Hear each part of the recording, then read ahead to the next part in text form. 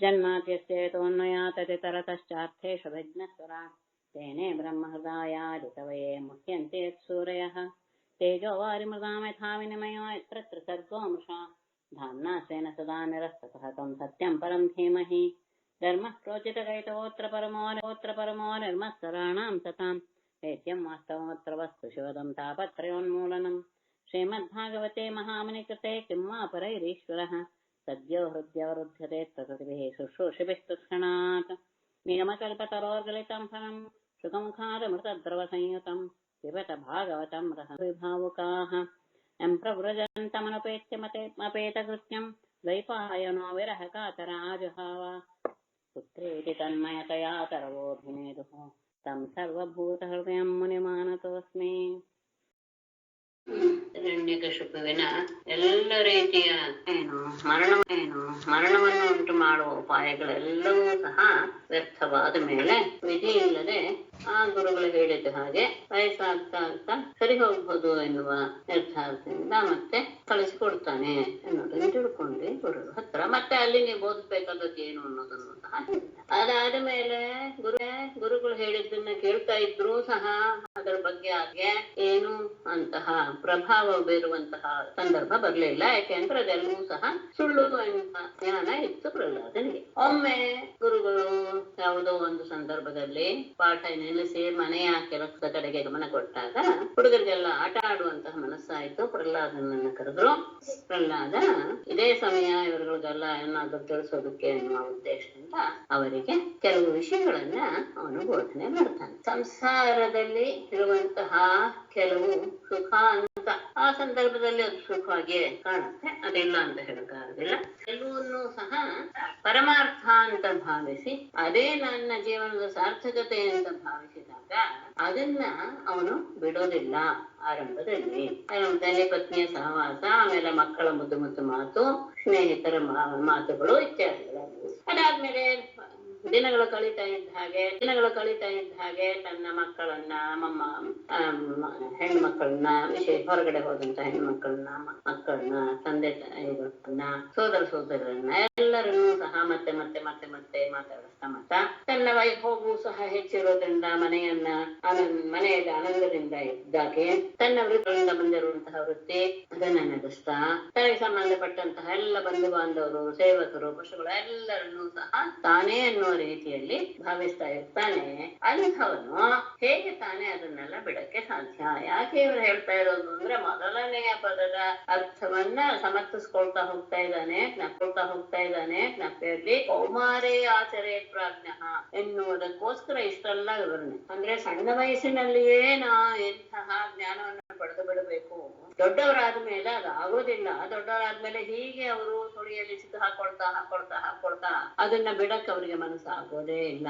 ಈ ಕುಟುಂಬ ರಕ್ಷಣೆ ಪೋಷಣೆ ಎಲ್ಲವೂ ಸಹ ನನ್ನ ಕರ್ತವ್ಯ ಎನ್ನುವ ಭಾವವನ್ನ ಇಟ್ಟುಕೊಂಡಾಗ ತನ್ನ ಹುಟ್ಟಿನ ನಿಜವಾದಂತಹ ಪ್ರಯೋಜನ ಏನು ಎನ್ನುವುದನ್ನ ಗಮನಿಸೋದಕ್ಕೂ ಸಹ ಏನು ಅಂತ ವಿಚಾರ ಮಾಡೋದ ಆಮೇಲೆ ಇರ್ಲಿ, ನಾನು ಏನು ಎನ್ನುವಂತಹ ಜ್ಞಾನವನ್ನು ಸಹ ಅವನು ಪಡ್ಕೊಳ್ಳೋದಿಲ್ಲ. ಈ ಕುಟುಂಬದಿಂದ ಹಾಗಾದ್ರೆ ಸುಖವೇ ಸಿಗೋದಿಲ್ವೇ ಅಂದ್ರೆ ಖಂಡಿತ ಸಿಗುತ್ತೆ, ಇಲ್ಲ ಅಂತಲ್ಲ. ಆದ್ರೆ ಸಿಗುವಂತಹ ಸುಖ ಬಹಳ ಕಡಿಮೆ, 20% 15% ಹೇಳ್ಬೋದು. ಉಳಿದೆಲ್ಲವೂ ಸಹ ಆ ಸಣ್ಣ ಸುಖಕ್ಕೋಸ್ಕರ ಪಡುವಂತಹ ಕಷ್ಟವೇ ಹೆಚ್ಚಾಗುತ್ತೆ. ಆದರೂ ಸಹ ವೈರಾಗ್ಯ ಅನ್ನೋದು ಉಂಟಾಗೋದಿಲ್ಲ. ಆ ಸಣ್ಣ ಸುಖವನ್ನೇ ಬಹಳ ಪ್ರಧಾನ ಭಾವಿಸ್ಕೊಂಡು ಬಿಡ್ತಾನೆ ಮನುಷ್ಯ. ಯಾಕೆ ಹಾಗಾಗತ್ತೆ ಅಂದ್ರೆ ಇಂದ್ರಿಯ ನಿಗ್ರಹ ಇಲ್ಲದೆ ಇರೋದ್ರಿಂದ. ಯಾಕೆ? ಮನಸ್ಸು ಹಣದಲ್ಲಿ ನೆಲೆಗೊಳ್ಳುತ್ತೆ. ಯಾಕೆಂದ್ರೆ ಕುಟುಂಬ ರಕ್ಷಣೆಗೋಸ್ಕರ ಹಣದ ಅವಶ್ಯಕತೆ ಇದ್ದೇ ಇರುತ್ತೆ. ಯಾವಾಗ ತಾನು ದುಡಿಯುವಂತಹ ಹಣ ಸಾಕಾಗೋದಿಲ್ವೋ ಆವಾಗ ಪರರ ದುಡ್ಡನ್ನು ತೆಗೆದುಕೊಳ್ಳುವಂತಹ ಭಾವನೆ ಬರಕ್ಕೆ ಶುರುವಾಗುತ್ತೆ.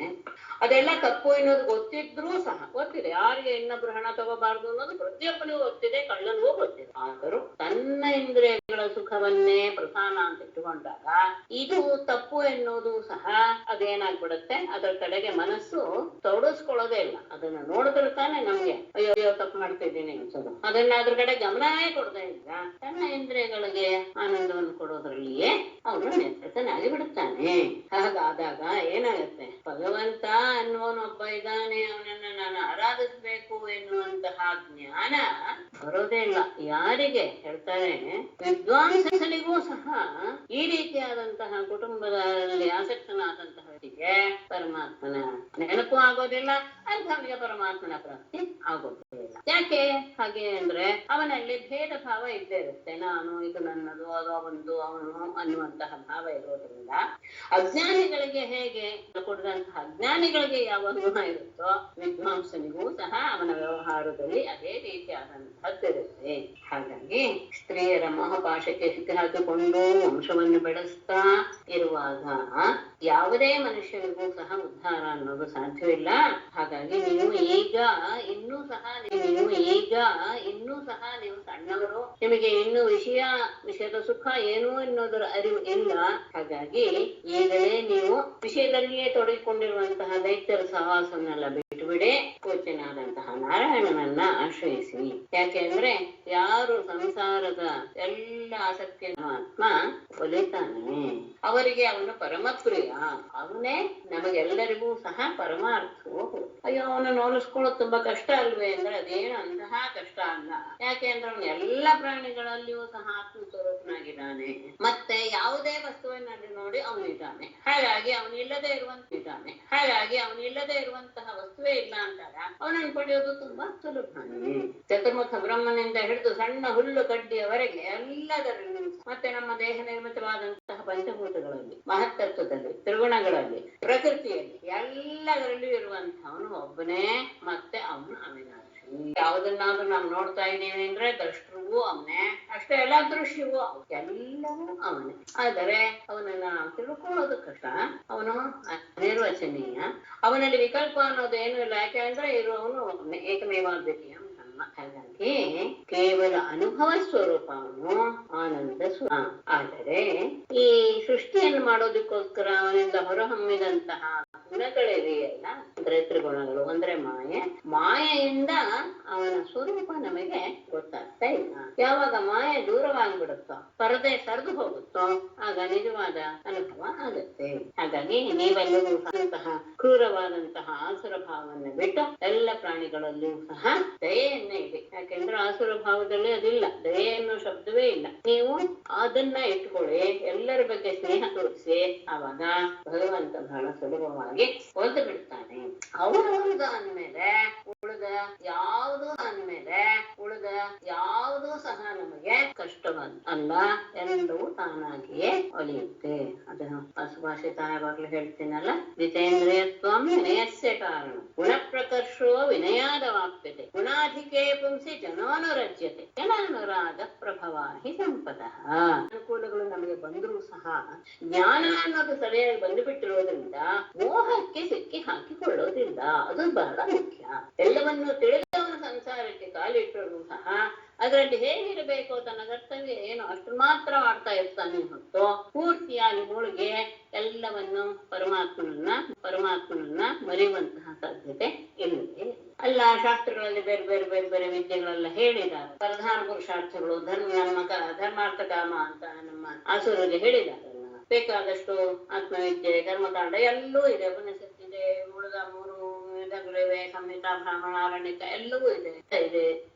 ಇವೆಲ್ಲವೂ ಸಹ ವಿಷಯಗಳೇ ಇವೆ. ಇದನ್ನೆಲ್ಲ ಓದೋದು ಬೇಡವೆ ಅಂದ್ರೆ ಹೌದು, ಇವುಗಳನ್ನೆಲ್ಲ ಓದೋಣ. ಯಾವಾಗ ಅದು ಸತ್ಯ ಅಂತ ನಮಗೆ ಭಾವಿಸ್ಬೇಕು, ಆ ಜ್ಞಾನವನ್ನ ಕೊಡುವಂತಹ, ಅಂದ್ರೆ ಆ ಶಾಸ್ತ್ರಗಳಿಂದ ಬರುವಂತಹ ಜ್ಞಾನ ನಮಗೆ ಪರಮಾತ್ಮನ ದರ್ಶನವನ್ನ ಮಾಡಿಸುವುದರಲ್ಲಿ ಸಹಾಯಕವಾಗುತ್ತೆ ಅಂದ್ರೆ ಆ ಎಲ್ಲ ವಿದ್ಯೆಗಳು ನಮಗೆ ಬೇಕೇ ಬೇಕು.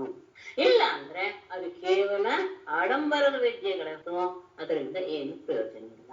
ನಾನು ಈಗ ನಿಮಗೆ ಹೇಳಿದಂತಹ ಈ ಭಾಗವತ ಧರ್ಮ ಅತ್ಯಂತ ಕಷ್ಟ. ಇದನ್ನ ನರನಾರಾಯಣರು ನಾರದರಿಗೆ ಉಪದೇಶ ಮಾಡಿದ್ರು. ಮತ್ತೆ ಅದು ಯಾರಿಗೆ ಅರ್ಥ ಆಗುತ್ತೆ ಅಂದ್ರೆ, ಅವರ ಪಾದ ಕಮಲಗಳ ಧೂಳನ್ನ ತಮ್ಮ ತಲೆಯ ಮೇಲೆ ಧರಿಸಿಕೊಂಡು ಪವಿತ್ರರಾಗಿ ಆ ಭಾವದಲ್ಲಿಯೇ ಇರ್ತಾರೋ ಅವರಿಗೆ ಮಾತ್ರ ಈ ಜ್ಞಾನ ದೊರೆಯುತ್ತೆ ಹೊರತು ಉಳಿದವರಿಗೆ ದೊರೆಯೋದಿಲ್ಲ. ವಿಜ್ಞಾನ ಸಂಯುತಂ ಜ್ಞಾನಂ ಅಂತ ಹೇಳ್ತಾರೆ. ವಿಜ್ಞಾನ ಅಂದ್ರೆ ಅನುಭವ ಸಹಿತವಾದದ್ದ ಜ್ಞಾನ. ಆ ಜ್ಞಾನವೇ ಅನುಭವದಿಂದ ಕೂಡಿದಂತಹ ಜ್ಞಾನ, ಕೇವಲ ಜ್ಞಾನ ಅಲ್ಲ. ಆತ್ಮ ಪರಮಾತ್ಮ ಒಬ್ನೇ, ಏನು ಪ್ರಯೋಜನ ಇಲ್ಲ ಅದರಿಂದ. ಅನುಭವ ಸಹಿತವಾದಂತಹ ಜ್ಞಾನ, ಅದು ಶುದ್ಧವಾದಂತಹ ಭಾಗವತ ಧರ್ಮ. ಇದನ್ನ ಆದ್ದರಿಂದಲೇ ನಾನು ತಿಳ್ಕೊಂಡೆ ನಾರದರು ಎಂಥವರು, ಪರಮಾತ್ಮನಂಥವರು ಅಂತ ಹೇಳಿದಾಗ ಈಗ ಎಲ್ಲರಿಗೂ ಸಹ ಕುತೂಹಲ ಉಂಟಾಗಿಬಿಡುತ್ತೆ. ಅಲ್ಲ, ನಮಗೆಲ್ಲ ಇಬ್ಬರು ಗುರುಗಳನ್ನು ಬಿಟ್ರೆ ಯಾರೂ ಗೊತ್ತೇ ಇಲ್ಲ, ನಾವೆಲ್ಲ ಇನ್ನು ಸಣ್ಣವರಾದಿಂದಲೇ ನಾವ್ ಇವರಿಬ್ಬರನ್ನೇ ನೋಡಿರೋದು, ಮತ್ತೆ ನೀನು ಸಹ ನಮ್ ಜೊತೆಯಲ್ಲೇ ಇದ್ದೆ, ನಿನಗೆ ಹೇಗೆ ನಾರದರೆಲ್ಲ ಬೋಧನೆ ಮಾಡಿದ್ರು?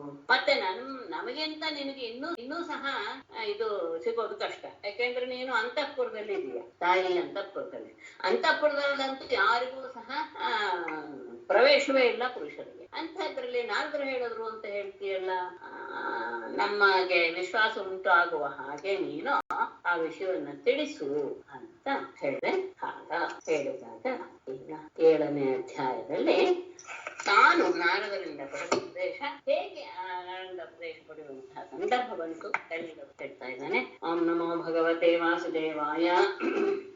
ಅದಕ್ಕೆ ಮುಂದೆ ಏನ್ ಮಾಡಿದ ಅನ್ನೋದನ್ನ ನಾರದು ಹೇಳಕ್ ಶುರು ಮಾಡಿದ್ರು. ರಾಜನ್ ಹಿರಣ್ಯಕಶಿಪು ಆತ್ಮಾನಂ ಅಜೇಯಂ ಅಜರಾಮರಂ ಅಪ್ರತಿದ್ವಂದ್ವಂ ಏಕರಾಜಂ ಇದರಲ್ಲಿ ತಪಸ್ಸನ್ನು ಮಾಡುವಂತಹ ವಿಷಯ, ಬ್ರಹ್ಮ ಬಂದು ಹೊರಕೊಡುವಂತಹ ವಿಷಯ ಇಷ್ಟು ಇದರಲ್ಲಿದೆ. ಅಂದ್ರೆ ಹಿರಣ್ಯಕಶಿಪು ತಮ್ಮನ ಮಕ್ಕಳಿಗೆ, ತಾಯಿಗೆ, ಮಕ್ಕಳ ತಾಯಿಗೆ, ತನ್ನ ತಾಯಿಗೆ ಎಲ್ಲರಿಗೂ ಸಹ ದುಃಖವನ್ನ ಬಿಡಿ ಅನ್ನೋ ತತ್ವವನ್ನ ಹೇಳಿದ ಆದಮೇಲೆ ತಾನೇನ್ ಮಾಡ್ದ?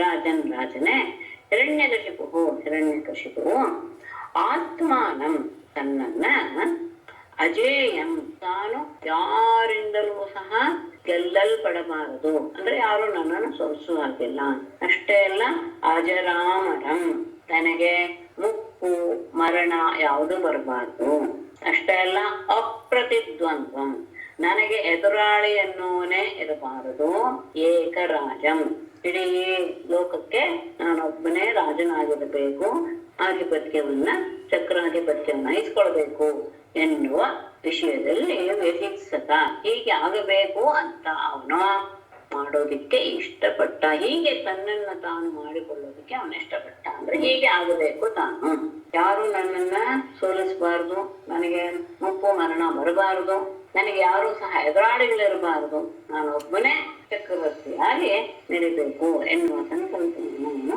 ಮಾಡಿದ. ಅದಕ್ಕೋಸ್ಕರ ಏನಾಗ್ಬೇಕು? ಅಂತಹ ಸಾಮರ್ಥ್ಯ ಬರಬೇಕಾದ್ರೆ ಬ್ರಹ್ಮನಿಂದ ವರ ಪಡಿಬೇಕು. ಸತೇಬೆ ಮಂದರ ದ್ರೋಣ್ಯಂ ತಪಃ ಪರಮದಾರುಣಂ ಊರ್ಧ್ವಬಾಹುರ್ನ ಬಹುದೃಷ್ಟಿ ಪಾದಾಂಗುಷ್ಠಾಶಿತಾವನೇ ಸಹ ಮಂದರ ದ್ರೋಣ್ಯ ಪರಮದಾರುಣಂ ತಪಃ ತೇಪೆ ಊರ್ಧ್ವಬಾಹು ನಭೋದೃಷ್ಟಿ ಪಾದಾಂಗುಷ್ಠಾಶಿತಾವನೇ ಸಹ. ಅಂದ್ರೆ ಈ ರೀತಿಯಾದಂತಹ ಪ್ರತಿಜ್ಞೆಯನ್ನು ಮಾಡಿದಂತಹ ಹಿರಣ್ಯಕಶಿಪು ಮಂದರ ದ್ರೋಣ್ಯ ಮಂದರ ಪರ್ವತದ ತಪ್ಪಲು ಪ್ರದೇಶಗಳಲ್ಲಿ ಪರಮದಾರುಣಂ ಅತ್ಯಂತ ಕಠಿಣವಾದಂತಹ ತಪಃ ತೇವೆ ತಪಸ್ಸನ್ನು ಮಾಡಿದ. ಹೇಗೆ ಇತ್ತು?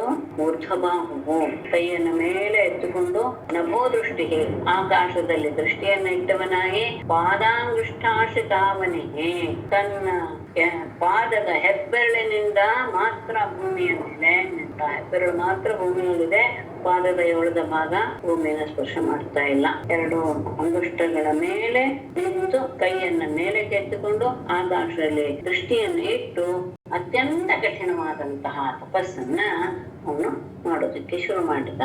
ಹೇಗೆ ಇದ್ದ? ಜಟಾನೀನಿಧಿ ಬಿಹಿರೇಜೆ ಸಂವರ್ತಾರ್ಕೈವಾಂಶುಭಿಃ ತಸ್ಮಿನ್ ತಪಸ್ತಪ್ಯಮಾನೆ ದೇವಾಸ್ತಾನಾನಿ ಬೇದಿರೆ. ಜಟಾನೀರಿಧಿಭಿಃ ಸಂವರ್ತಾರ್ಕಃ ಅಂಶುಭಿಃ ಇವ ರೇಜೆ ತಸ್ಮಿನ್ ತಪಃ ತಪ್ಯಮಾನೆ ದೇವಾಃ ಸ್ಥಾನಾನಿ ಭೇಜಿರೆ.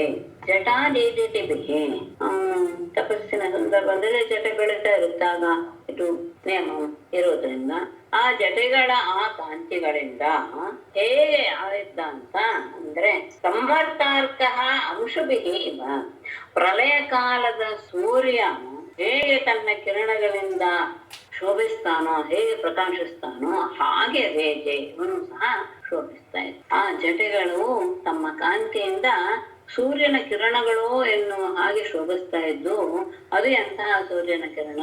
ಪ್ರಳಯ ಕಾಲದ ಸೂರ್ಯನ ಕಿರಣಗಳು ಎನ್ನುವ ಹಾಗೆ ಶೋಭಿಸ್ತಾ ಇತ್ತು. ಹೀಗೆ ತಸ್ಮಿನ್ ತಪಃತಪ್ಯಮಾನೆ, ಹೀಗೆ ಅವನು ತನ್ನನ್ನ ತಾನು ತಪಸ್ಸಿನಲ್ಲಿ ತೊಡಗಿಸಿಕೊಂಡಾಗ, ತಪಸ್ಸನ್ನು ಮಾಡ್ತಾ ಇರುವಾಗ ದೇವಾಹ ಸ್ಥಾನಾన్ని ಭೇಜಿವೆ.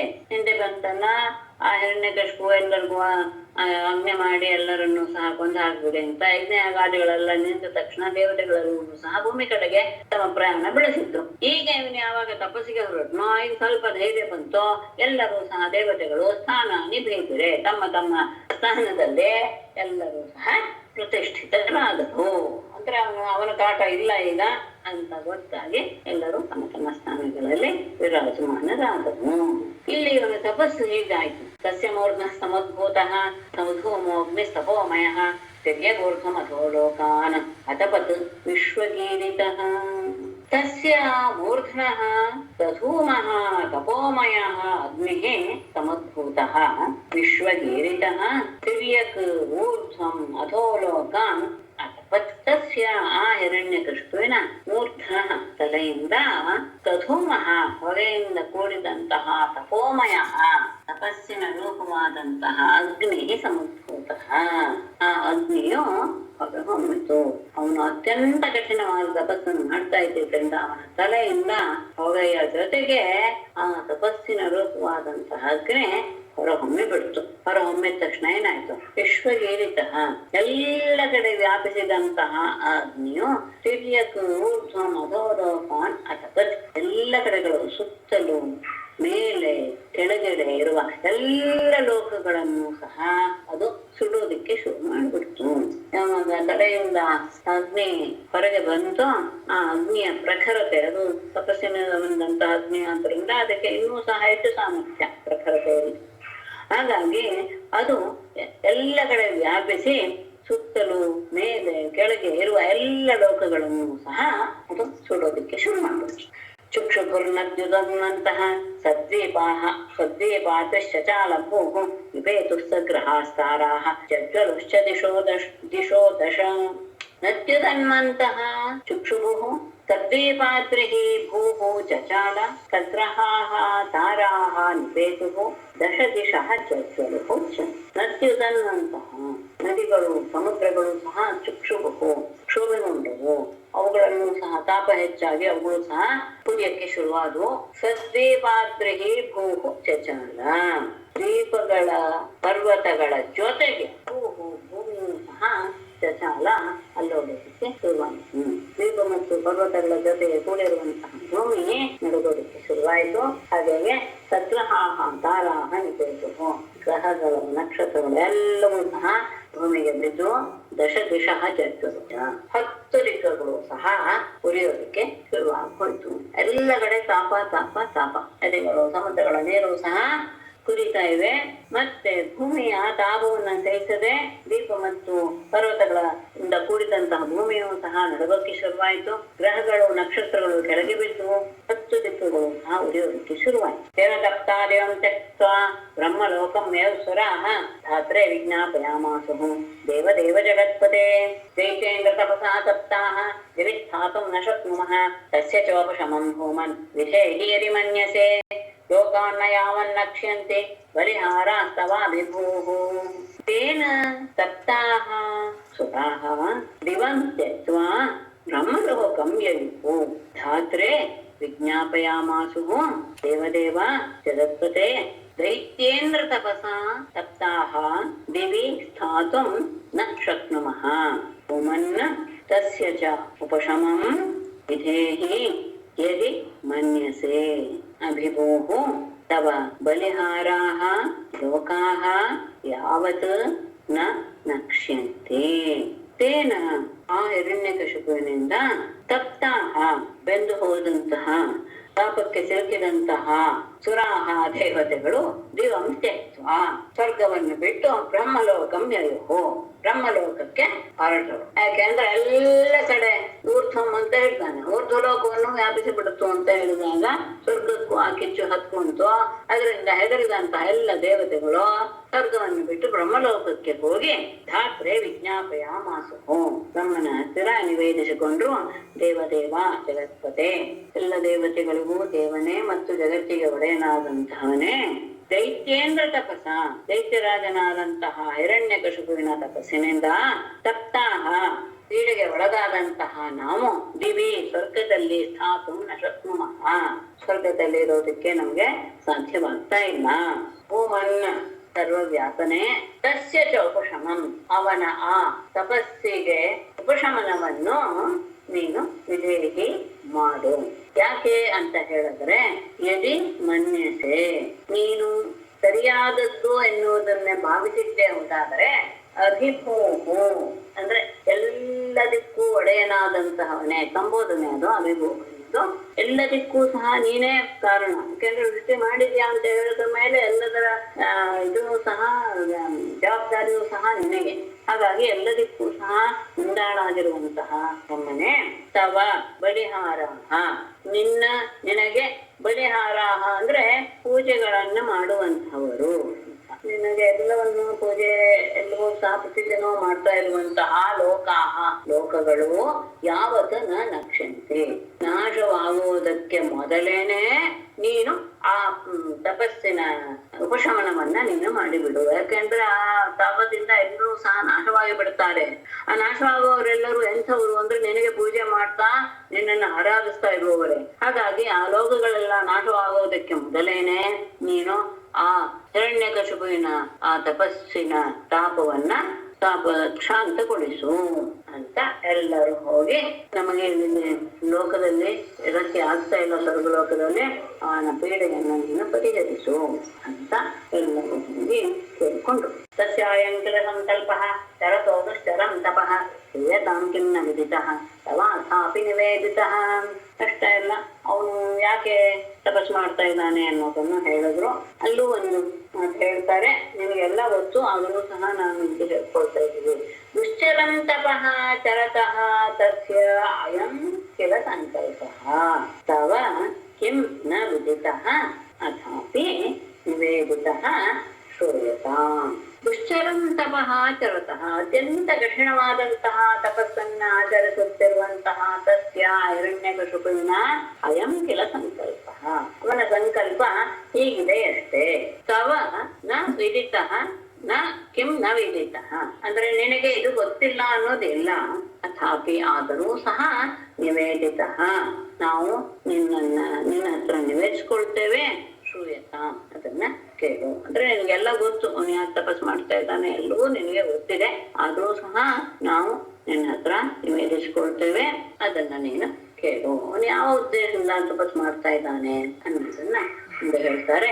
ಸೃಷ್ಟ್ವಾ ಚರಾಚರಮಿದಂ ತಪೋ ಯೋಗ ಸಮಾಧಿನ ಅಧ್ಯಾಸ್ತೆ ಸರ್ವತೃಷ್ಣೇಭ್ಯ ಪರಮೇಷ್ಠೈ ನಿಜಾಸನಂ. ಇದಂ ಚರಾಚರಂ ತಪೋಯೋಗ ಸಮಾಧಿ, ಇದು ಅವನ ಮನಸ್ಸಿನಲ್ಲಿರುವಂತಹ ಸಂಕಲ್ಪದ ವಿಷಯ. ತಪೋಯೋಗ ಸಮಾಧಿನ ಸೃಷ್ಟ್ವಾ ಸರ್ವದೃಷ್ಣೇಭ್ಯ ಪರಮೇಷ್ಠಿ ನಿಜಾಸನಂ ಅಧ್ಯಾಸ್ತೆ.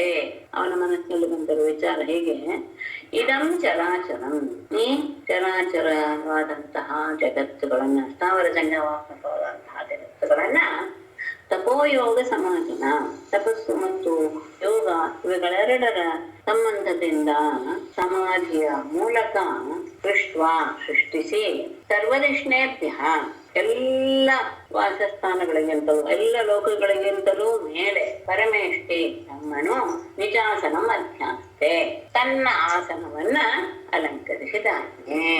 ಅಂದರೆ ತಪಸ್ಸು ಮತ್ತು ಯೋಗ ಇವುಗಳ ಸಾಮರ್ಥ್ಯದಿಂದ ಚರಾಚರವಾದಂತಹ ಈ ಜಗತ್ತೆಲ್ಲವನ್ನು ಸೃಷ್ಟಿಸಿ ಅವನು ಎಲ್ಲ ಲೋಕಗಳಿಗಿಂತಲೂ ಮೇಲೆ ಇರುವಂತಹ, ಎಲ್ಲ ಕೊನೆಯಲ್ಲಿರುವುದು ಸತ್ಯಲೋಕ. ಆ ಸತ್ಯಲೋಕದಲ್ಲಿ ಅವನು ವಿರಾಜಿಸ್ತಾ ಇದ್ದಾನೆ. ಯಾರು? ಬ್ರಹ್ಮ. ಇದು ಬಂದಿರೋದು ಹಿರಣ್ಯಕಶಿಪುವಿನ ಮನಸ್ಸಿನಲ್ಲಿ ಬಂದಿರುವಂತಹ ವಿಷಯ. ಹೀಗೆ ಅವನು ಇದಾನೆ ಅಲ್ಲಿ, ಅದನ್ನ ನಾನು ಪಡ್ಕೊಳ್ತೇನೆ. ತದಹಂ ವರ್ಧಮಾನೇನ ತಪೋ ಯೋಗ ಸಮಾಧಿನ ಕಾಲಾತ್ಮನೋಶ್ಚ ನಿತ್ಯತ್ವಾತ್ ಸಾಧಯಿಷ್ಯೇ ತಥಾತ್ಮನಃ. ತದ್ ಅಹಂ ತಪೋಯೋಗ ಸಮಾಧಿನ ವರ್ಧಮಾನೇನ ಕಾಲಾತ್ಮನೋಃ ನಿತ್ಯತ್ವಾತ್ ಚ ತಥಾ ಆತ್ಮನಃ ಸಾಧಯಿಷ್ಯೆ ತದ್ ಅಹಂ. ಅಂತಹ ಆ ಸತ್ಯಲೋಕದ ಆ ಸ್ಥಾನವನ್ನ ತಪೋಯೋಗ ಸಮಾಧಿನ ನಾನು ಕೂಡ ತಪಸ್ಸು ಯೋಗ ಇವುಗಳ ಪ್ರಭಾವದಿಂದ ವರ್ಧಮಾನೇನ ಅಂದ್ರೆ ಅದನ್ನ ನಾನು ಇನ್ನೂ ಹೆಚ್ಚು ಮಾಡ್ತಾ ತಪಸ್ಸನ್ನ ಹೆಚ್ಚು ಮಾಡ್ತಾ ನನ್ನ ನಿಗ್ರಹ ಶಕ್ತಿಯನ್ನ ಬೆಳೆಸ್ಕೊಳ್ತಾ ಕಾಲಾತ್ಮನೋಹ ನಿತ್ಯತ್ವ. ಅವನು ಹೇಳೋದೇನು ಅಂದ್ರೆ ಯದ್ಯಪಿ ಈ ದೇಹ ನಾಶ ಆಗಿಬಿಡುತ್ತೆ, ಆದ್ರೆ ಕಾಲ ಮತ್ತು ಆತ್ಮ ಎರಡೂ ಸಹ ನಿತ್ಯವಾದ್ದರಿಂದ ಅದು ಯಾವಾಗ್ಲೂ ಇರೋದ್ರಿಂದ ಅನೇಕ ಜನ್ಮಗಳಲ್ಲಾದ್ರೂ ಸರಿ ತಥಾ ಆ ರೀತಿಯಾದಂತಹ ಸ್ಥಾನವನ್ನ ಆತ್ಮನಃ ನನಗೂ ಸಹ ಸಾಧಿಷ್ಯೆ ನಾನು ಸಾಧಿಸ್ಕೊಳ್ತೇನೆ. ನಾನು ತಪಸ್ ಮಾಡ್ತಾ ಮಾಡ್ತಾ ಮಾಡ್ತಾ ಹೇಗೆ ಬ್ರಹ್ಮ ತಪಸ್ ಮಾಡಿ ಯೋಗದ ಮೂಲಕ ಈ ರೀತಿಯಾದಂತಹ ಸೃಷ್ಟಿಯನ್ನು ಮಾಡಿ ಆ ಸ್ಥಾನವನ್ನು ಅಲಂಕರಿಸಿದಾನೋ ನಾನು ಸಹ ಅದೇ ರೀತಿಯಾಗಿ ತಪಸ್ಸು ಮತ್ತು ಯೋಗ ಬಲವನ್ನು ಆಶ್ರಯಿಸಿ ಅದನ್ನ ಬೆಳೆಸ್ಕೊಳ್ತಾ ಯದ್ಯಪಿ ಈ ಶರೀರ ಹೋಗ್ಬಿಡ್ಬೋದು, ಆದ್ರೂ ಸಹ ಕಾಲ ಆತ್ಮ ಎರಡು ನಿತ್ಯವಾದ್ದರಿಂದ ಅನೇಕ ಜನ್ಮಗಳಲ್ಲಿ ಆದರೂ ಸಹ ನಾನು ಆ ಸ್ಥಾನವನ್ನ ಪಡೆದುಕೊಳ್ತೇನೆ. ಈ ಜನ್ಮದಲ್ಲಿ ಇವರು ಯಾಕೆಂದ್ರೆ ಕಾಲ ಮತ್ತು ಆತ್ಮಗಳು ನಿತ್ಯ, ಅವುಗಳಿದ್ದೇ ಇರುತ್ತೆ. ಹಾಗಾಗಿ ನಾನು ಈ ಜನ್ಮದಲ್ಲಿ ಮುಂದಿನ ಜನ್ಮದಲ್ಲಿ ಅದಕ್ಕೂ ಮುಂದಿನ ಜನ್ಮದಲ್ಲಿ ಹೀಗೆ ನಾನು ಪಡ್ಕೊಳ್ತೇನೆ. ಅನ್ಯಥೇದಂ ವಿಧಾಸ್ಯೇಹಂ ಅಯಥಾ ಪೂರ್ವಮೋಜಸ ಕಿಮನ್ಯ ಕಾಲ ನಿರ್ಧೂತೈ ಕಲ್ಪಾಂತೆ ವೈಷ್ಣವಾದಿಭಿಃ. ಅಷ್ಟೇ ಅಲ್ಲ, ನಾನು ಬಂದು ಇದನ್ನೆಲ್ಲ ಪ್ರಕ್ರಿಯೆನ ಬದಲಾಯಿಸ್ಬಿಡ್ತೇನೆ. ಅನ್ಯಥಾ ಅಹಂ ಓಜಸ ಅಯಥಾ ಪೂರ್ವಂ ಇದಂ ವಿಧಾಸ್ಯೆ ಕಲ್ಪಾಂತೆ ಕಾಲನಿರ್ಧೂತೈಃ ಅನ್ಯೈಃ ವೈಷ್ಣವಾದಿಭಿಃ ಕಿಂ. ಅನ್ಯಥಾ ಬೇರೆ ರೀತಿಯಲ್ಲಿ ಅಹಂ ನಾನು ಓಜಸ ನನ್ನ ಶಕ್ತಿಯಿಂದ ಅಯಥಾಪೂರ್ವಂ ಇದಂ ವಿಧಾಸ್ಯೆ ಮೊದಲು ಇಲ್ಲದೆ ಇರುವ ರೀತಿಯಲ್ಲಿ ನಾನು ಇದನ್ನ ಮಾಡ್ತೇನೆ. ಅಂದ್ರೆ ಅಲ್ಲ, ನಮಗೆ ಏನು ಬೇಕೋ ಅದೇನೇ ಪುಣ್ಯ, ಅದೇನೇ ಸರಿ, ಅದೇ ಉಳಿದದ್ದೆಲ್ಲ ನನಗೆ ಬೇಡ ಅನ್ಸುತ್ತಲ್ವೂ ಸಹ ತಪ್ಪು, ಅದೇ ಪಾಪ. ಈ ರೀತಿಯಾದಂತಹ ನಿಯಮಗಳನ್ನ ತರುವ ರೀತಿಯಲ್ಲಿ ನಾನು ಇವ್ರು ಏನೇನು ಮಾಡಿದಾರೋ ಅದಕ್ಕೆ ವಿರುದ್ಧವಾದ ರೀತಿಯಲ್ಲಿ ನಾನು ಎಲ್ಲ ವಿಷಯಗಳನ್ನು ಸಹ ಬದಲಾಯಿಸಿ ಬಿಡ್ತೇನೆ. ಕಲ್ಪಾಂತೆ ಕಲ್ಪದ ಕೊನೆಯಲ್ಲಿ ಕಾಲನಿರ್ಧೂತೈಃ ಅನ್ಯೈಃ ವೈಷ್ಣವಾದಿಭಿಃ ಕಿಂ. ಕಾಲದಿಂದ ಹೊರದೂಡಲ್ಪಟ್ಟಂತಹ ಅನ್ಯೈಃ ಉಳಿದ ವೈಷ್ಣವಾದಿಭಿಃ ವಿಷ್ಣು ಮೊದಲಾದಂತಹ ಲೋಕಗಳಿಂದ ಏನು ಪ್ರಯೋಜನ ಅಂದ್ರೆ ಆ ಲೋಕಗಳಲ್ಲಿ ಏನೂ ಇರೋದಿಲ್ಲ. ಯಾಕೆಂದ್ರೆ ಅವುಗಳೆಲ್ಲವೂ ಸಹ ಕಲ್ಪದ ಕೊನೆಯಲ್ಲಿ ನಾಶವಾಗುವಂತಹವೇ. ಅದರಲ್ಲಿ ಏನೂ ಅಂತಹ ಮಹಿಮೆ ಇರಲ್ಲ. ನಾನು ಪಡೆಯೋದಾದ್ರೆ ಇಂತಹ ಸತ್ಯಲೋಕವನ್ನೇ ಪಡಿಬೇಕು. ಯಾಕೆಂದ್ರೆ ಅದನ್ನ ನಾನು ಸೃಷ್ಟಿಯ ಕರ್ತನ ಸ್ಥಾನವನ್ನ ಪಡೆದಾದ್ರೆ ಅಲ್ಲಿರುವಂತಹ ಎಲ್ಲ ನಿಯಮಗಳನ್ನು ನಮಗೆ ಬೇಕಾದ ರೀತಿಯಲ್ಲಿ ಬದಲಾಯಿಸ್ಕೊಂಡು ಬಿಟ್ಟಾಗ ಎಲ್ಲವೂ ನನ್ನ ಅಧೀನವಾಗುತ್ತೆ. ಉಳಿದ ಎಲ್ಲ ಲೋಕಗಳು ಸಹ ಕಾಲದ ವಶಕ್ಕೆ ಸಿಕ್ಕಿ ಅವುಗಳನ್ನು ಸಹ ನಾಶವಾಗಿಯೇ ಆಗುತ್ತೆ. ವಿಷ್ಣುವೇ ಮೊದಲಾದಂತಹ ಲೋಕಗಳು ಸಹ ಅಂತ ಈ ರೀತಿಯಾದಂತಹ ಭಾವನೆ ಇಟ್ಟುಕೊಂಡು ಅವನು ಮಾಡ್ತಾ ಇದ್ದಾನೆ ಅಂತ ಮುಂದೆ ದೇವತೆಗಳು ಹೇಳುವುದು.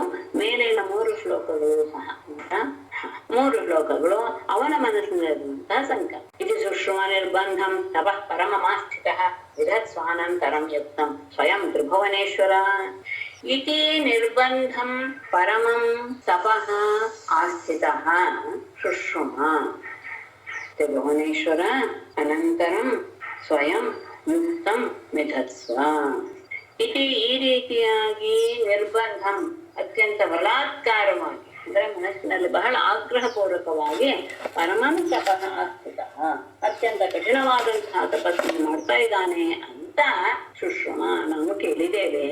ತ್ರಿಭುವನೇಶ್ವರ 3 ಲೋಕಕ್ಕೂ ಒಡೆಯನಾದ ಪರಮೇಶ್ವರನೇ. ಅನಂತರಂ ಇದು ಕೇಳಿ ಆದ್ಮೇಲೆ ಸ್ವಯಂ ನೀನೇ ಯುಕ್ತಂ ವಿಧತ್ಸ್ವ ನಿನಗೆ ಯಾವುದು ಸರಿ ಅನ್ಸುತ್ತೋ ಹಾಗೆ ನೀನು ಮಾಡು.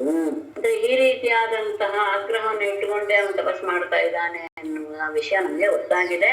ಇದನ್ನ ಕೇಳಿದ ಮೇಲೆ ನಿನಗೆ ಯಾವುದು ಇಷ್ಟ ಅನ್ಸುತ್ತೋ ಹಾಗೆ ನೀನು ಮಾಡು. ಸಮಾಸನಂ ನಿಜಗವಾಂ ಪಾರಮೇಷ್ಠ್ಯಂ ಜಗತ್ಪತೆ ಭವಾಯ ಶ್ರೇಯತೆ ಭೂತ್ಯೈ ಕ್ಷೇಮಾಯ ವಿಜಯಾಯ ಚ. ಆಸನಾಯನಾದ ಅವನು ಕೈಗೆ ಸಿಕ್ಕಾಕೊಂಡ್ಬಿಟ್ರೆ ಏನ್ ಗತಿ ಆಗುತ್ತೆ ಅನ್ನೋದನ್ನ ಯೋಚನೆ ಮಾಡುವ. ಜಗತ್ಪತೆ ಪಾರಮೇಷ್ಠ್ಯಂ ತವ ಆಸನಂ ವಿಜಗವಾನ್ ಭವಾಯ ಶ್ರೇಯಸೆ ಭೂತ್ಯೈ ಕ್ಷೇಮಾಯ ವಿಜಯಾಯ ಚ. ಜಗತ್ಪತೆ ಜಗತ್ತಿಗೆ ಒಡೆಯನಾದ ಪರಮಾತ್ಮನೇ ಪಾರಮೇಷ್ಠ್ಯಂ ತವ ಆಸನಂ, ಅತ್ಯಂತ ಉತ್ತಮವಾದಂತಹ ಈ ಪರಮೇಷ್ಠಿ ಅಂತ ಅಂತಹ ಪರಮೇಷ್ಠಿಗೆ ಈ ನಿನ್ನ ಆಸನವು ಅಂದ್ರೆ ಈ ಸ್ಥಾನವು ವಿಜಗವಾನ್ ಬ್ರಾಹ್ಮಣರಿಗೂ ಗೋವುಗಳಿಗೂ ಸಹ ಭವಾಯ ಕ್ಷೇಮಕ್ಕೋಸ್ಕರ ಶ್ರೇಯಸೆ ಅವರ ಕಲ್ಯಾಣಕ್ಕೋಸ್ಕರ ಭೂತ್ಯೈ ಅವರ ಸಂಪತ್ತಿಗೆ ಕ್ಷೇಮಾಯ ಅವರ ರಕ್ಷಣೆಗೆ ಮತ್ತು ವಿಜಯಾಯ ಅವರ ಜಯಕ್ಕೋಸ್ಕರವೇ ಇರೋದು. ನಿನ್ನ ಆ ಸ್ಥಾನ ಇದೆಯಲ್ಲ ಪರಮೇಷ್ಠಿ ಸ್ಥಾನ, ಅದು ಇರೋದೇ ಬ್ರಾಹ್ಮಣರಿಗೂ ಹಸುಗಳಿಗೂ ಯಾರಿಗೂ ಎಲ್ಲರಿಗೂ ಸಹ ಒಳ್ಳೆಯದಾಗಲಿ, ಆ ಎಲ್ಲ ರೀತಿಯ ಕುಶಲವೂ ಸಹ ಅವರಿಗೆ ಆಗಲಿ ಎನ್ನುವ ಉದ್ದೇಶಕ್ಕೋಸ್ಕರ ನಿನ್ನ ಆಸನ ನಿರ್ಮಿತವಾಗಿದೆಯೇ ಹೊರತು ಬೇರೆದಕ್ಕಲ್ಲ. ಒಂದು ವೇಳೆ ಅದೇನಾದ್ರೂ ಹಿರಣ್ಯಕಶಿಪುವಿನ ಕೈಗೆ ಸಿಕ್ಕಿ ಬಿಟ್ರೆ ಎಲ್ಲವೂ ಸಹ ತಲೆಕೆಳಗ ಆಗ್ಬಿಡುತ್ತೆ. ಅವನೇ ಯೋಚಿಸಿದ ಹಾಗೆ ಎಲ್ಲವೂ ತಲೆಕೆಳಗ ಆಗ್ಬಿಡತ್ತೆ. ವಿಜ್ಞಾಪಿತೋ ದೇವೈಹಿ ಭಗವಾನಾತ್ಮಪೋ ನೃಪ ಪರೀತೋ ಭೃಗು ದಕ್ಷಾದ್ಯೈಹಿ ಯಯೌ ದೈತ್ಯೇಶ್ವರಾಶ್ರಮಂ ಇತಿ ನೃಪ ಇತಿ ದೇವೈಹಿ ವಿಜ್ಞಾಪಿತಃ ಭಗವಾನ್ ಭೃಗುದಕ್ಷಾದ್ಯೈಃ ಪರೀತಃ ದೈತ್ಯೇಶ್ವರಾಶ್ರಮಂ ಯಯೌ. ಕೃಪ ರಾಜನೇ ನಾರದರ ಮಾತು ಯುಧಿಷ್ಠಿರನಿಗೆ ಸಂಬಂಧ ಇದು. ಇತಿ ಈ ರೀತಿಯಾಗಿ ದೇವೈಹಿ ವಿಜ್ಞಾಪಿತಃ ದೇವತೆಗಳಿಂದ ವಿಜ್ಞಾಪಿಸಿಕೊಳ್ಳಲ್ಪಟ್ಟಂತಹ ಭಗವಾನ್ ಪೂಜ್ಯನಾದಂತಹ ಚತುರ್ಮುಖ ಬ್ರಹ್ಮನು ಭೃಗುದಕ್ಷಾದ್ಯೈಹಿ ಭೃಗು ದಕ್ಷ ಮೊದಲಾದಂತಹ ಋಷಿ ಮುನಿಗಳಿಂದ ಪರೀತಃ ಸುತ್ತುವರಿದವನಾಗಿ ದೈತ್ಯೇಶ್ವರಾಶ್ರಮಂ ಹಿರಣ್ಯಕಶಿಪುವಿನ ಆಶ್ರಮವನ್ನ ಯಯೌ ಹೊಂದಿದ. ಹೀಗೆ ಎಲ್ಲರೂ ಹೇಳಿದ ಮೇಲೆ ಏನ್ ಮಾಡೋದು ಅನ್ನುವ ಯೋಚನೆಯಿಂದ ತನ್ನ ಜೊತೆಗೆ ಭೃಗು ದಕ್ಷ ಮೊದಲಾದಂತಹ ಪ್ರಜಾಪತಿಗಳನ್ನ ಕರೆದುಕೊಂಡು ಅವನು ಹಿರಣ್ಯಕಶಿಪುವಿನ ಆಶ್ರಮಕ್ಕೆ ಹೋದ. ಅಲ್ಲಿ ಹಿರಣ್ಯಕಶಿಪು ಕಾಣ್ಲೇ ಇರುವಂತ ನಮ್ಗೆ ನಲದರ್ಶ ಪ್ರತಿಚ್ಛನ್ನಂ ವಲ್ಮೀಕತೃಣಕೀಚಕೈಹಿ ವಿಪೀಲಿಕಾಭಿರಾಚೇರ್ಣ ಮೇಧಸ್ತ್ವಂ ಮಾಂಸ ಶೋಣಿತಂ ವಲ್ಮೀಕತೃಣಕೀಚಕೈಹಿ ಪ್ರತಿಚ್ಛನ್ನಂ ವಿಪೀಲಿಕಾಭಿಃ ಆಚೀರ್ಣ ಮೇಧಸ್ತ್ವಂ ಮಾಂಸ ಶೋಣಿತಂ ದದರ್ಶ. ವಲ್ಮೀಕ ತೃಣಕೀಚಕೈಹಿ ಹುತ್ತ ಹುಲ್ಲು ಮತ್ತು ಬಿದಿರು ಇವುಗಳಿಂದ ಪ್ರತಿಚ್ಛನ್ನಂ ವ್ಯಾಪಿಸಲ್ಪಟ್ಟ ವಿಪೀಲಿಕಾಭಿಹಿ ತಿರುಗುಗಳಿಂದ ಆಚೇರಣ ತಿನ್ನಲ್ಪಟ್ಟಂತಹ ದೇಹದ ಮೇಧಃ ತ್ವಂ ಮಾಂಸ ಶೋಣಿತಂ ಅವನ ಮೇಧಸ್ಸು ಚರ್ಮ ಮಾಂಸ ರಕ್ತ ಇವೆಲ್ಲವನ್ನೂ ಸಹ ಇರುವೆಗಳು ತಿಂದು ಹಾಕಿಬಿಟ್ಟಿವೆ. ಅಂತಹ ಹಾಗೆ ವ್ಯಾಪಿಸಲ್ಪಟ್ಟಂತಹ ಆ ಹಿರಣ್ಯಕಶಿಪುವನ್ನು ನ ದದರ್ಶ ಅವನು ಕಾಣ್ಲೇ ಇಲ್ಲ. ಅಂದ್ರೆ ಅವನಲ್ಲಿದ್ದಾನೆ ಅನ್ನೋದೇ ಅವನಿಗೆ ಗೊತ್ತಾಗ್ಲಿಲ್ಲ. ಯಾಕೆಂದ್ರೆ ಎಲ್ಲ ಕಡೆ ಹುತ್ತ ಹುಲ್ಲು ಬಿದಿರು ಎಲ್ಲ ಬೆಳೆದುಕೊಂಡು ಬಿಟ್ಟಿದ್ರಿಂದ ಅವನ ದೇಹ ಪೂರ್ತಿ ಮುಚ್ಚೋಗಿತ್ತು. ಅಷ್ಟೇ ಅಲ್ಲ, ಅವನ ದೇಹದಲ್ಲಿರುವಂತಹ ಎಲ್ಲ ಅಂಶಗಳನ್ನು ಎಲ್ಲ ಭಾಗಗಳನ್ನು ಸಹ ಇರುವೆಗಳು ತಿಂದು ಹಾಕಿಬಿಟ್ಟಿತ್ತು. ಹಾಗಾಗಿ ಅವನಲ್ಲಿ ಹೋದ್ರೆ ಹಿರಣ್ಯಕಶಿಪುವನ್ನ ನೋಡಕ್ಕೆ ಆಗ್ಲಿಲ್ಲ. ತಪಂತಂ ತಪಸಾ ಲೋಕಾನ್ ಯಥಾಭ್ರಾಪಿಹಿತಂ ರವಿಂ ವಿಲಕ್ಷ್ಯ ವಿಸ್ಮಿತ ಪ್ರಾಹ ಪ್ರಹಸನ್ ಹಂಸವಾಹನಃ. ಅಂತೂ ಕಷ್ಟಪಟ್ಟು ಹುಡುಗಿದ ಅಂತ ಆಯ್ತು ಹಿರಣ್ಯಕಶಿಪುವನ್ನು. ಅನ್ಯಥಾ ಅಭ್ರಾಪಿಹಿತಂ ರವಿಂ ತಪಸಾ ಲೋಕಾನ್ ತಪಂತಂ ವಿಲಕ್ಷ್ಯ ಹಂಸವಾಹನಃ ವಿಸ್ಮಿತಃ ಪ್ರಹಸನ್ ಪ್ರಾಹ. ಯಥಾ ಅನ್ಯಥಾ ಹೇಳ್ಬಿಟ್ಟೆ ಅನ್ಕೊಳ್ತೀನಿ, ಕ್ಷಮಿಸಿ. ಯಥಾ ಅಭ್ರಾಪಿಹಿತಂ ಹೇಗೆ ಮೋಡಗಳಿಂದ ಮುಚ್ಚಲ್ಪಟ್ಟಂತಹ ರವಿಂ ಸೂರ್ಯನ ರೀತಿಯಲ್ಲಿ ತಪಸ ಲೋಕಾನ್ ತಪಂತಂ ತನ್ನ ತಪಸ್ಸಿನಿಂದ ಲೋಕಗಳನ್ನೇ ಸುಡುತ್ತಾ ಇರುವಂತಹ, ಅಂದ್ರೆ ಮೋಡದಿಂದ ಮುಚ್ಚಿದಂತಹ ಸೂರ್ಯ ತನ್ನ ಸಾಮರ್ಥ್ಯವನ್ನೇನು ಬಿಡೋದಿಲ್ಲ, ಅವನು ಸುಡುತ್ತಾನೇ ಇರ್ತಾನೆ. ಹಾಗೆ ಇವನು ಸಹ ತನ್ನ ತಪಸ್ಸಿನ ತೇಜಸ್ಸಿನಿಂದ ಲೋಕಗಳನ್ನೆಲ್ಲ ಸುಡ್ತಾ ಇದ್ದಾನೆ. ಅದನ್ನ ನೋಡಿದಂತಹ ವಿಲಕ್ಷ್ಯ ನೋಡಿ ಹಂಸವಾಹನ ಚತುರ್ಮುಖ ಬ್ರಹ್ಮನು ವಿಸ್ಮಿತ ಅತ್ಯಂತ ಆಶ್ಚರ್ಯಗೊಂಡು ಪ್ರಹಸನ್ ಮುಗುಳು ನಗುತ್ತಾ ಪ್ರಾಹ ಮುಂದೆ ಮುಂದೆ ಆಡುವ ಮಾತನ್ನ ಆಡಿದ. ಅಂದ್ರೆ ಅವನ ದೇಹ ಕಂಡೇ ಇಲ್ಲ ಅಂತೂ ಕಷ್ಟಪಟ್ಟು ಹುಡುಕಿ ಆಯ್ತು ಅವನ ದೇಹ, ಅವನು ಇದಾನೆ ಇಲ್ಲಿ ಅಂತ. ಹೇಗೆ ಇದ್ದ ಅಂದ್ರೆ ಮೋಡದಿಂದ ವ್ಯಾಪಿಸಲ್ಪಟ್ಟಂತಹ ಸೂರ್ಯ ಹೇಗೆ ತನ್ನ ತೇಜಸ್ಸನ್ನ ಹಾಗಿದ್ರು, ಮೋಡದಿಂದ ವ್ಯಾಪಿಸಲ್ಪಟ್ಟಿದ್ರು ಹೇಗೆ ತೇಜಸ್ಸನ್ನ ಭೂಮಿಗೆ ಕಳಿಸ್ತಾನೋ ಹಾಗೆ ತನ್ನ ತಪಸ್ಸಿನಿಂದ ಲೋಕಗಳನ್ನೆಲ್ಲಾ ಸುಡ್ತಾ ಇರುವಂತಹ ಹಿರಣ್ಯಕಶಿಪುವನ್ನು ನೋಡಿದಂತಹ ಹಂಸ ವಾಹನನಾದಂತಹ ತಮ್ಮನು ಬಹಳ ಆಶ್ಚರ್ಯದಿಂದ ಮುಗುಳ್ನಗುತ್ತ ಅವನಿಗೆ ಅವನನ್ನ ಮುಂದೆ ಹೇಳುವ ಮಾತನ್ನ ಅವನಿಗೆ ಹಾಡ್ತಾನೆ. ಇಲ್ಲಿಗೆ ನಿಲ್ಲಿಸ್ತೇನೆ. ಬ್ರಹ್ಮೋವಾಚ ಉತ್ತಿಷ್ಠೋತ್ತಿಷ್ಠ ಭದ್ರಂತೆ ತಪಸ್ಸಿದ್ಧೋಸಿ ಕಾಶ್ಯಪ ವರದೋಹಮನು ಪ್ರಾಪ್ತಃ ಪ್ರಿಯತಾಂ ಈಪ್ಸಿತೋ ವರಃ.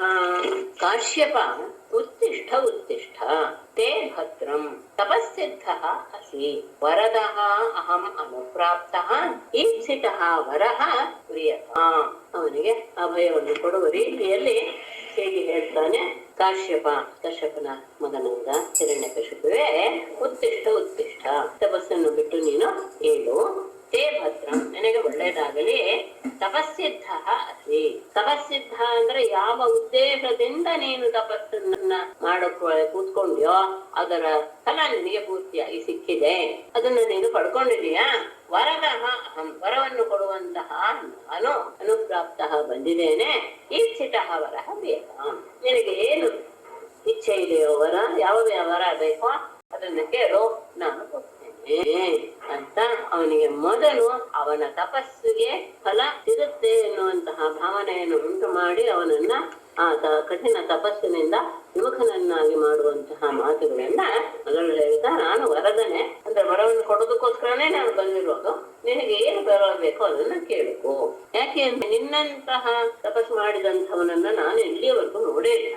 ಅದ್ರಾಕ್ಷ ಮಹಮೇತಟ್ಟೆ ಹೃತ್ಸಾರ ಮಹದದ್ಭುತಂ ದಂಶ ಭಕ್ಷಿತ ದೇಹಸ್ಯ ಪ್ರಾಣ ಯಸ್ಥಿಷು ಶೇರತೆ ಅಹಂ ತೇ ಏತತ್ ಮಹದದ್ಭುತಂ ಹೃತ್ಸಾರಂ ಅದ್ರಕ್ಷಂ ದಂಶಭಕ್ಷಿತ ದೇಹಸ್ಯ ಅಸ್ಥಿಷು ಪ್ರಾಣಾಃ ಶೇರತೆ ತೇ ಅಹಂ, ನಾನು ತೇ ಏತತ್, ನಿನ್ನ ಈ ಮಹದದ್ಭುತಂ ಅತ್ಯಂತ ಅದ್ಭುತವಾದ ಹೃತ್ಸಾರಂ ಧೈರ್ಯವನ್ನ ಅದ್ರಾಕ್ಷಂ ನೋಡಿದೆ.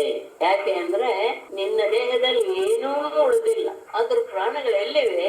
ದಂಶ ಭಕ್ಷಿತ ದೇಹಸ್ಯ, ಎಲ್ಲ ಕೀಟಗಳಿಂದ ತಿನ್ನಲ್ಪಟ್ಟಂತಹ ದೇಹದ ಅಸ್ಥಿಷು ಮೂಳೆಗಳಲ್ಲಿ ಪ್ರಾಣಾಹ ಶೇರತೆ, ಪ್ರಾಣಗಳು ಇವೆ ಅಷ್ಟೇ.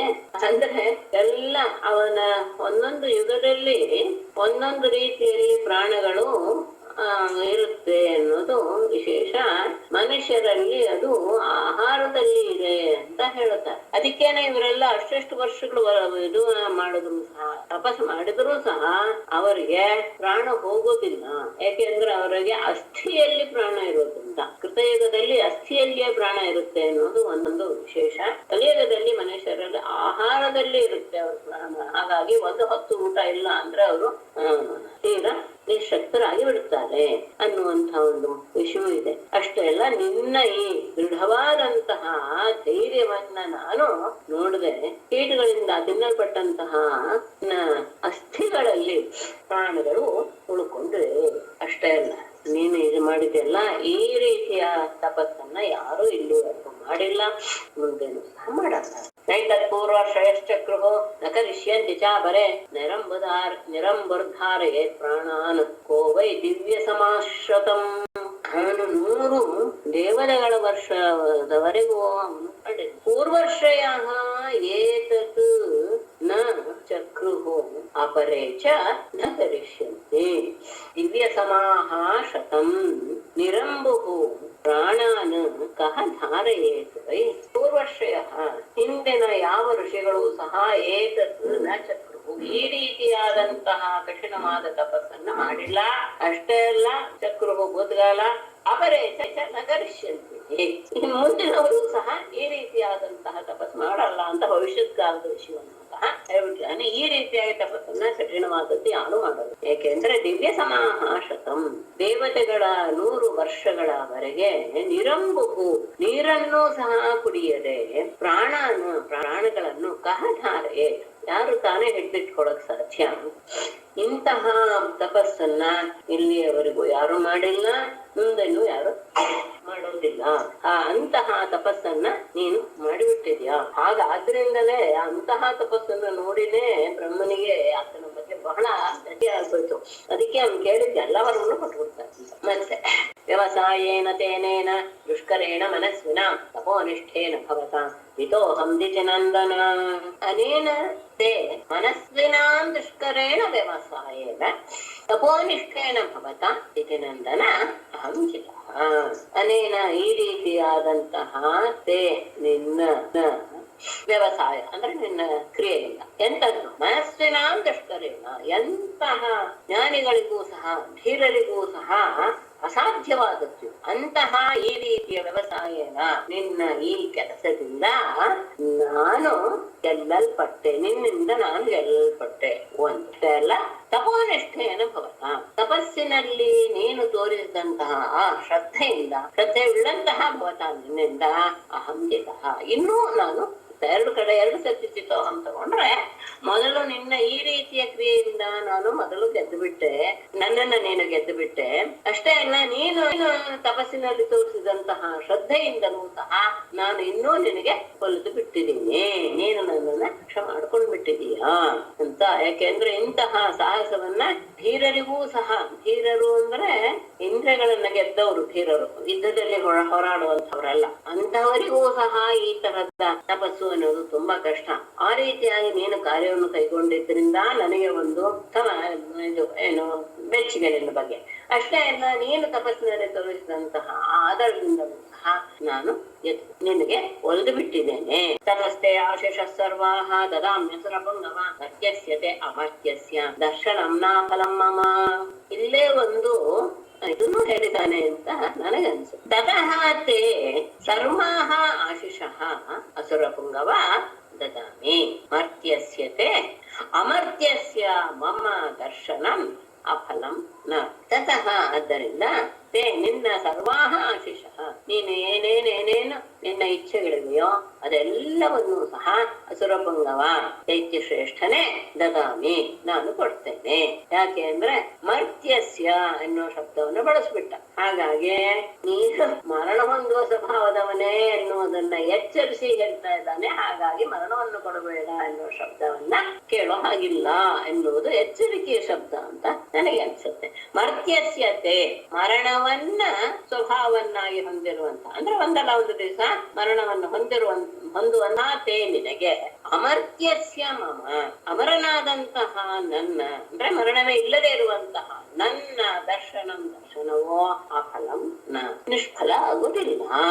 ಅಂದ್ರೆ ನಿನ್ನ ಈ ತಪಸ್ಸಿನಿಂದ ನೀನು ನನ್ನನ್ನ ಗೆದ್ಕೊಂಡ್ಬಿಟ್ಟಿದೀಯ, ನಾನು ನಿನಗೆ ವಶವಾಗ್ಬಿಟ್ಟಿದ್ದೇನೆ. ಹಾಗಾಗಿ ನಿನ್ನಲ್ಲಿ ಏನೇನು ಬಯಕೆಗಳಿವೆಯೋ ಅದೆಲ್ಲವನ್ನೂ ಕೇಳೋ ನಾನು ಕೊಡ್ತೇನೆ. ನೀನು ಮರ್ತ್ಯ ಅಂದ್ರೆ ಮರಣವನ್ನು ಹೊಂದುವ ಸ್ವಭಾವವುಳ್ಳಂತಹ ನಿನಗೆ ಮರಣ ಹೊಂದದೇ ಇರುವಂತಹ ನನ್ನ ದರ್ಶನ ಯಾವತ್ತೂ ಸಹ ನಿಷ್ಫಲವಾಗುವುದಿಲ್ಲ ಅಂತ ಹೇಳಿದ. ಬ್ರಹ್ಮ ಹೇಳಿದ ಮಾತನ್ನ ಮುಗಿಸಿ ನಾರದರು ಹೇಳ್ತಾರೆ. ಇತ್ಯುಕ್ತಾದಿ ಭವೋ ದೇವ ಭಕ್ಷಿತಾಂಗಂ ವಿವೇದಿಕೈಃ ಕಮಂಡಲು ಜಲೈರಂಕ್ಷತ್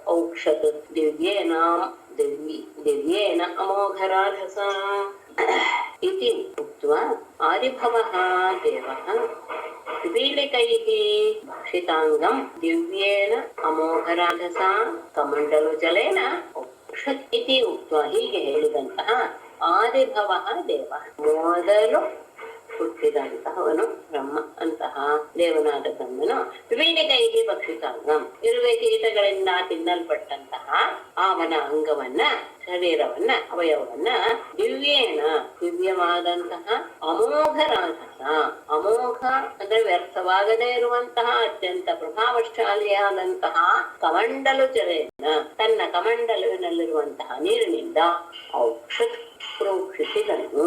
ಅವನ ಶರೀರವನ್ನ ತನ್ನ ಅಂದ್ರೆ ಮರಳಿನ ಹಾಗೆ ಆಗಬೇಕು ಅನ್ನುವುದರಿಂದ ತನ್ನ ಕಮಂಡಲಿನ ನೇರಿನಿಂದ ಆತನಿಗೆ ಪ್ರೋಕ್ಷಣೆ ಮಾಡಿದ.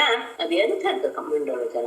ಅತ್ಯಂತ ದಿವ್ಯವಾದದ್ದು, ವ್ಯರ್ಥವಾಗದೇ ಇರುವಂಥದ್ದು, ಅತ್ಯಂತ ಪ್ರಭಾವಯುಕ್ತವ ಅಂತಹ ಕಮಂಡಲಿನ ಜಲವಿನಿಂದ ಆತನಿಗೆ ಪ್ರೋಕ್ಷಣೆ ಮಾಡಿದಾಗ ಆತ ಅತ್ಯಂತ ಉತ್ತಮ ದೇಹವನ್ನು ಹೊಂದಿ ಹೊರಗೆ ಬಂದ.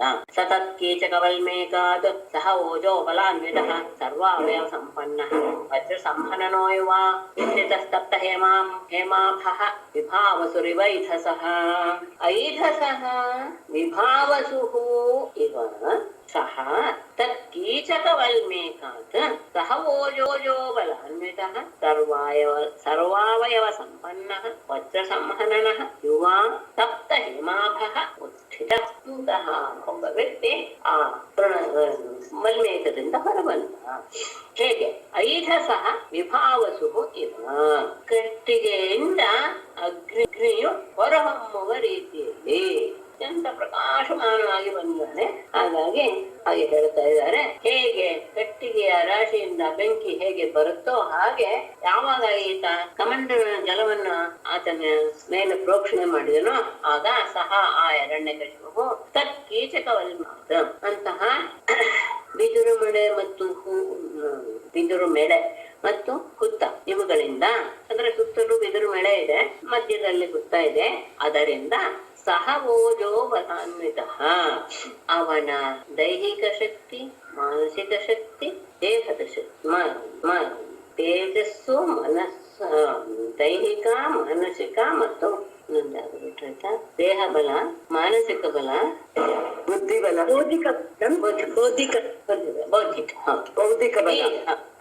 ಬಲ, ಈ ರೀತಿಯ ಮೂರೂ ಬಲಗಳಿಂದ ಕೂಡಿದವನಾಗಿ ಸರ್ವಾವಯವ ಎಲ್ಲ ಅವಯವಗಳಿಂದಲೂ ಸಹ ಪರಿಪೂರ್ಣನಾಗಿ, ಅಂದ್ರೆ ಅವಯವಗಳು ಸಹ ಅತ್ಯಂತ ಉತ್ತಮ ರೀತಿಯಲ್ಲಿ ಕಾಣಿಸ್ತಾ ಇವೆ. ವಜ್ರ ಸಂಹನನ, ವಜ್ರದ ಹಾಗೆ ಅತ್ಯಂತ ಕಠಿಣವಾಗಿದೆ ದೇಹ, ಮತ್ತೆ ಯುವ ತಾರುಣ್ಯ ಚೆನ್ನಾಗಿ ತೋರ್ತಾ ಇದೆ.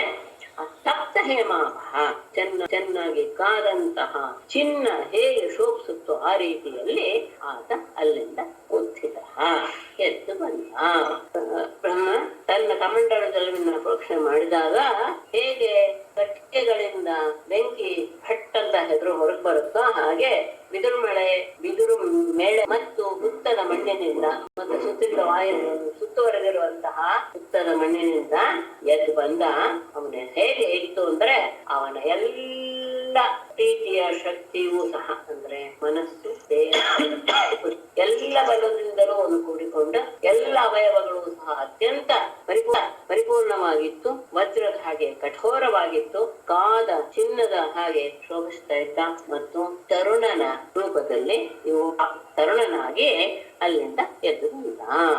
ಇದು ಮೇಳೆ ಅಂದ್ರೆ ಮೇಡಮ್, ಬಿದಿರು ಮೇಳೆ ಅಂದ್ರೆ ಬಿದಿರು ಮೇಳೆ, ಬಿದಿರಿನ ಏನು ಬೆಳೆ, ಅದನ್ನ ಬಿದಿರು ಮೇಳೆ ಅಂತ. ಬಿದಿರು ಒತ್ತಕ್ಕೆ ಬೆಳೆದಿರುತ್ತಲ್ಲ, ಬಿದಿರು ಒಂದೊಂದೇ ಬೆಳೆಯೋದೇ ಇಲ್ಲ, ಅದು ಗುಂಪು ಗುಂಪಾಗೆ ಬೆಳೆಯೋದು. ಹಾಗಾಗಿ ಅದನ್ನ ಬಿದಿರು ಮೇಳೆ ಅಂತ. ಸಮೂಹ ಅಂತಲ್ಲ ಮೇಡಮ್? ಸಮೂಹವೇ, ಆದ್ರೆ ಅವುಗಳು ಒಂದೊಂದಾಗಿ ಬೆಳೆಯಲ್ಲ. ನೀವು ಸಮೂಹ ಅಂತ ಹೇಳಿದಾಗ ಒಟ್ಟಿಗೆ ಬೆಳೆದಿದ್ದನ್ನ ಅಂತ ಇಟ್ಕೋಬಹುದು, ಕೆಲವೊಂದೇ ಒಟ್ಟಿಗೆ ಇರುತ್ತೆ. ಆದ್ರೆ ಬಿದಿರು ಮಾತ್ರ ಪೃಥಕ್ಕಾಗಿ ಬೆಳೆಯೋದೇ ಇಲ್ಲ, ಒಂದಕ್ಕೊಂದು ಅಂಟುಕೊಂಡಿರುತ್ತೆ. ಅದಕ್ಕೋಸ್ಕರ ಅಲ್ಲಿ ಬೆಳೆ ಶಬ್ದವನ್ನ ಹಾಕ್ತಾರೆ. ಒಂದಕ್ಕೊಂದು ಸೇರಿಸ್ಕೊಂಡೇ ಇರುತ್ತೆ. ಅದಕ್ಕೆ ಅಲ್ಲಿ ಬಿದಿರಿನ ಸ್ವಲ್ಪ ಡೇಂಜರ್ ಅಂತ ಹೇಳ್ತಾರೆ. ಒಂದು ಬಿದಿರು ಏನಾದ್ರು ಸ್ವಲ್ಪ ಹೋಲ್ ಆಗ್ಬಿಟ್ರೆ, ರಂಧ್ರ ಆಗ್ಬಿಟ್ರೆ, ಅದರಲ್ಲಿ ಗಾಳಿ ಹೋಗಕ್ ಶುರುವಾಗಿ ಅದು ಪಕ್ಕದಲ್ಲಿರುವಂತಹ ಬಿದಿರನ್ನ ಹಿಂಗೆ ಸ್ಪರ್ಶ ಮಾಡ್ತಾ ಉಜ್ತಾ ಇರುತ್ತೆ. ಆವಾಗ ಬೆಂಕಿ ಎದ್ದು ಬಿಡುತ್ತೆ. ಆವಾಗ ಸುತ್ತಲಿರುವಂತಹ ಎಲ್ಲ ಬಿದಿರಿಗೂ ಆ ಬೆಂಕಿ ಹರಿದು ಬಿಡುತ್ತೆ. ಹಾಗೆ ಆದಾಗ ಇಡೀ ಕಾಡೆ ನಾಶವಾಗಿಬಿಡುತ್ತೆ ಅನ್ನೋದು ಬಿದಿರು ಇರುವಂತಹ ಕಾಡಿನಲ್ಲಿ ಈ ರೀತಿಯಾದಂತಹ ಸಂದರ್ಭ ಬರುತ್ತೆ ಅನ್ನೋದನ್ನ ಸಾಮಾನ್ಯವಾಗಿ ಅದಕ್ಕೆ ಉಪದೇಶವಾಗಿ ನಮಗೆ ಅಲಂಕಾರದಲ್ಲಿ ಒಂದು ಶ್ಲೋಕದಲ್ಲಿಯೂ ಸಹ ಉಪದೇಶ ಮಾಡ್ತಾರೆ. ಅದನ್ನ ಹೇಗೆ ಉಪದೇಶ ಮಾಡ್ತಾರೆ ಅಂದ್ರೆ, ಕೆಟ್ಟವ್ರ ಜೊತೆ ಇರಬೇಡ, ಕೆಟ್ಟವ್ರ ಜೊತೆ ಇದ್ರೆ ನೀನು ನಾಶವಾಗ್ತೀಯಾ ಅನ್ನೋದಕ್ಕೆ ಇದನ್ನ ಅತ್ಯಂತ ಉತ್ತಮ ಉದಾಹರಣೆಯಾಗಿ ಕೊಡೋದು. ಅವುಗಳ ಸ್ವಭಾವ ಹಾಗೆ. ಹಾಗಾಗಿ ಅವುಗಳು ಒಂದಕ್ಕೊಂದು ತಗುಲ್ಕೊಂಡೇ ಬೆಳೆಯೋದ್ರಿಂದ ಅದನ್ನ ಬಿದಿರು ಮೇಳೆ ಅಂತ ಕನ್ನಡದಲ್ಲಿ ಹೇಳುವ. ಸನಿರೀಕ್ಷಾಂಬರೇ ದೇವಂ ಹಂಸವಾಹಮವಸ್ಥಿತಂ ನನಾಮ ಸರಸಾ ಭೂಮೌ ತದ್ದರ್ಶನ ಮಹೋತ್ಸವಃ. ಸಹ ಅಂಬರೇ ಹಂಸವಾಹಂ ಅವಸ್ಥಿತಂ ದೇವಂ ನಿರೀಕ್ಷ್ಯ ತದ್ದರ್ಶನ ಮಹೋತ್ಸವಃ ಶಿರಸ ಭೂಮೌ ನನಾಮ. ಹೀಗೆ ಎದ್ದು ಬಂದ ತಕ್ಷಣ ಸಹ ಆ ಹೆಣ್ಣಿಗೂ ಅಂಬರೆ ಆಕಾಶದಲ್ಲಿ ಹಂಸವಾಹಂ ಹಂಸದ ಮೇಲೆ ಕುಳಿತಿ ಹಂಸವಾಹಂ ಅವಸ್ಥಿತ ಹಂಸದ ಮೇಲೆ ಕುಳಿತವನಾಗಿ ಬಂದಿರುವಂತಹ ದೇವ ಬ್ರಹ್ಮನನ್ನ ನಿರೀಕ್ಷೆ ನೋಡಿ ತದ್ದರ್ಶನ ಮಹೋತ್ಸವ. ಅವನು ನೋಡಿದ ತಕ್ಷಣ ಅವನಿಗೆ ಬಹಳ ಆನಂದವಾಗಿ ಹೋಯಿತು. ಆ ಆನಂದವನ್ನ ಪಡೆದವನಾಗಿ ಶಿರಸ ತನ್ನ ತಲೆಯಿಂದ ಭೂಮಿಯಲ್ಲಿ ಅಂದ್ರೆ ತನ್ನ ತಲೆಯನ್ನು ಭೂಮಿಗೆ ಸ್ಪರ್ಶ ಮಾಡಿ ನನಾಮ ನಮಸ್ಕರಿಸಿದ. ಹೀಗೆ ಅವನು ಹೊರ ಬಂದ ತಕ್ಷಣ ಎದುರಿಗೆ ಬ್ರಹ್ಮನ ಅಸ್ತಿತ್ವ ಕಂಡಿತು. ಹಂಸದ ಮೇಲೆ ಕುಳಿತಿದ್ದಾನೆ. ನೋಡಿದ ತಕ್ಷಣ ಇವನಿಗೆ ಬಹಳ ಆನಂದವಾಗೋಯ್ತು. ಆ ಆನಂದದಿಂದ ತನ್ನ ತಲೆಯನ್ನು ಭೂಮಿಗೆ ತಗಲಿಸಿ ಅವನಿಗೆ ನಮಸ್ಕಾರ ಮಾಡಿದೆ. ಉತ್ಥಾಯ ಪ್ರಾಂಜಲಿ ಪ್ರಃ ಈಕ್ಷಮಾಣೋ ಇದೃಶಾ ವಿಭುಂ ಹರ್ಷಾಶ್ರುಕುಲಪೋದ್ಭೇದ ಗಿರಾ ಗದ್ಗದಯಾ ಗೃಣಾತ್.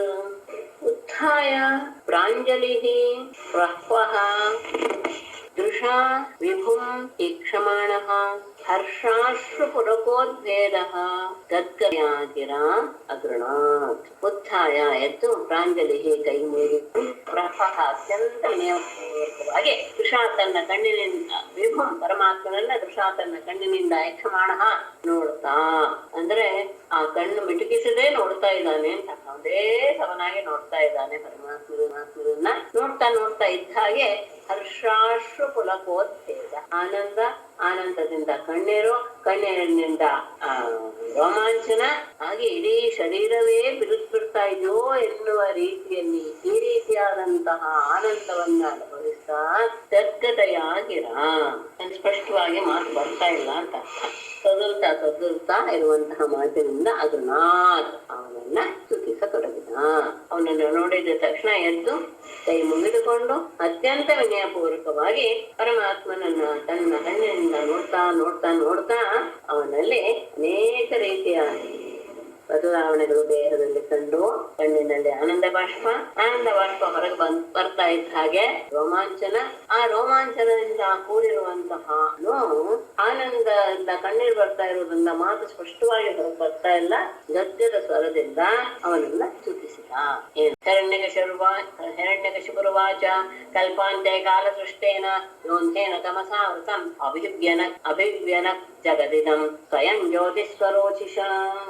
ಕಲ್ಪಾಂತೆ ಕಾಲಕೃಷ್ಟೇನ ಅಂಧೇನ ತಮಸಾ ಆವೃತಂ ಯಹ ಸ್ವಯಂ ಜ್ಯೋತಿ ಆವೃತಂ ಇದಂ ಜಗತ್ ಯಹ ಸ್ವಯಂ ಜ್ಯೋತಿ ಸ್ವರೋಚಿಷಾ ಅಭಿವ್ಯನ. ಕಲ್ಪಾಂತೆ ಕಲ್ಪವೆಲ್ಲೂ ಮುಗಿದ ಮೇಲೆ ಕಾಲ ಸೃಷ್ಟಿಯನ್ನ ಅಂದ್ರೆ ಕಲ್ಪದ ಕಾಲ ಮುಗಿದ ಮೇಲೆ ಮತ್ತೆ ಸೃಷ್ಟಿಯಾಗಬೇಕು. ಆಗ ಕಾಲ ಸೃಷ್ಟಿಯನ್ನ ಕಾಲನಿಂದ ಪ್ರೇರಿತನಾದಂತಹ ಅಂಧೇನ ತಮಸ ಅಂದ್ರೆ ದಟ್ಟವಾದಂತಹ ಕತ್ತಲೆಯಿಂದ ಅಂದ್ರೆ ಇಲ್ಲಿ ಕಾಲದ ಸೃಷ್ಟಿಯಿಂದ ಕಾಲದ ಪ್ರೇರಣೆಯಿಂದ ಪ್ರಕೃತಿ ಗುಣವಾದಂತಹ ತಮಸ್ಸು ಅಂತ ತಗೊಳ್ಬೇಕು. ಕತ್ತಲೆ ಅಂತ ತಗೊಳ್ಬೇಕೆ ಹೊರತು ಈಗ ಸೂರ್ಯ ಮುಳುಗಿದ ಮೇಲೆ ಬರುವಂತಹ ಕತ್ತಲೆ ಅಂತ ಅಲ್ಲ. ಅಂತಹ ತಮಸಾವೃತಂ ಆ ತಮಸ್ಸಿನಿಂದ ಕತ್ತಲೆಯಿಂದ ಆವೃತವಾದಂತಹ ಇದಂ ಜಗತ್ತು ಈ ಜಗತ್ತನ್ನ ಯಹ ಯಾವ ಈ ಪರಮ ಪುರುಷನು ಸ್ವಯಂ ಜ್ಯೋತಿ ಸ್ವಯಂ ಪ್ರಕಾಶನಾದವನು ಸ್ವರೋಚ ತನ್ನ ತೇಜಸ್ಸಿನಿಂದಲೇ ಅವರಿಗೆ ಅಂದ್ರೆ ಹೊರಗೆ ಬರುವ ಹಾಗೆ ಮಾಡಿದ. ಅದು ಪ್ರಕಟಗೊಳ್ಳುವ ಹಾಗೆ ಮಾಡಿದ. ಕಲ್ಪಾಂತದಲ್ಲೆಲ್ಲ ಮುಳುಗ್ ಹೋಗಿತ್ತು.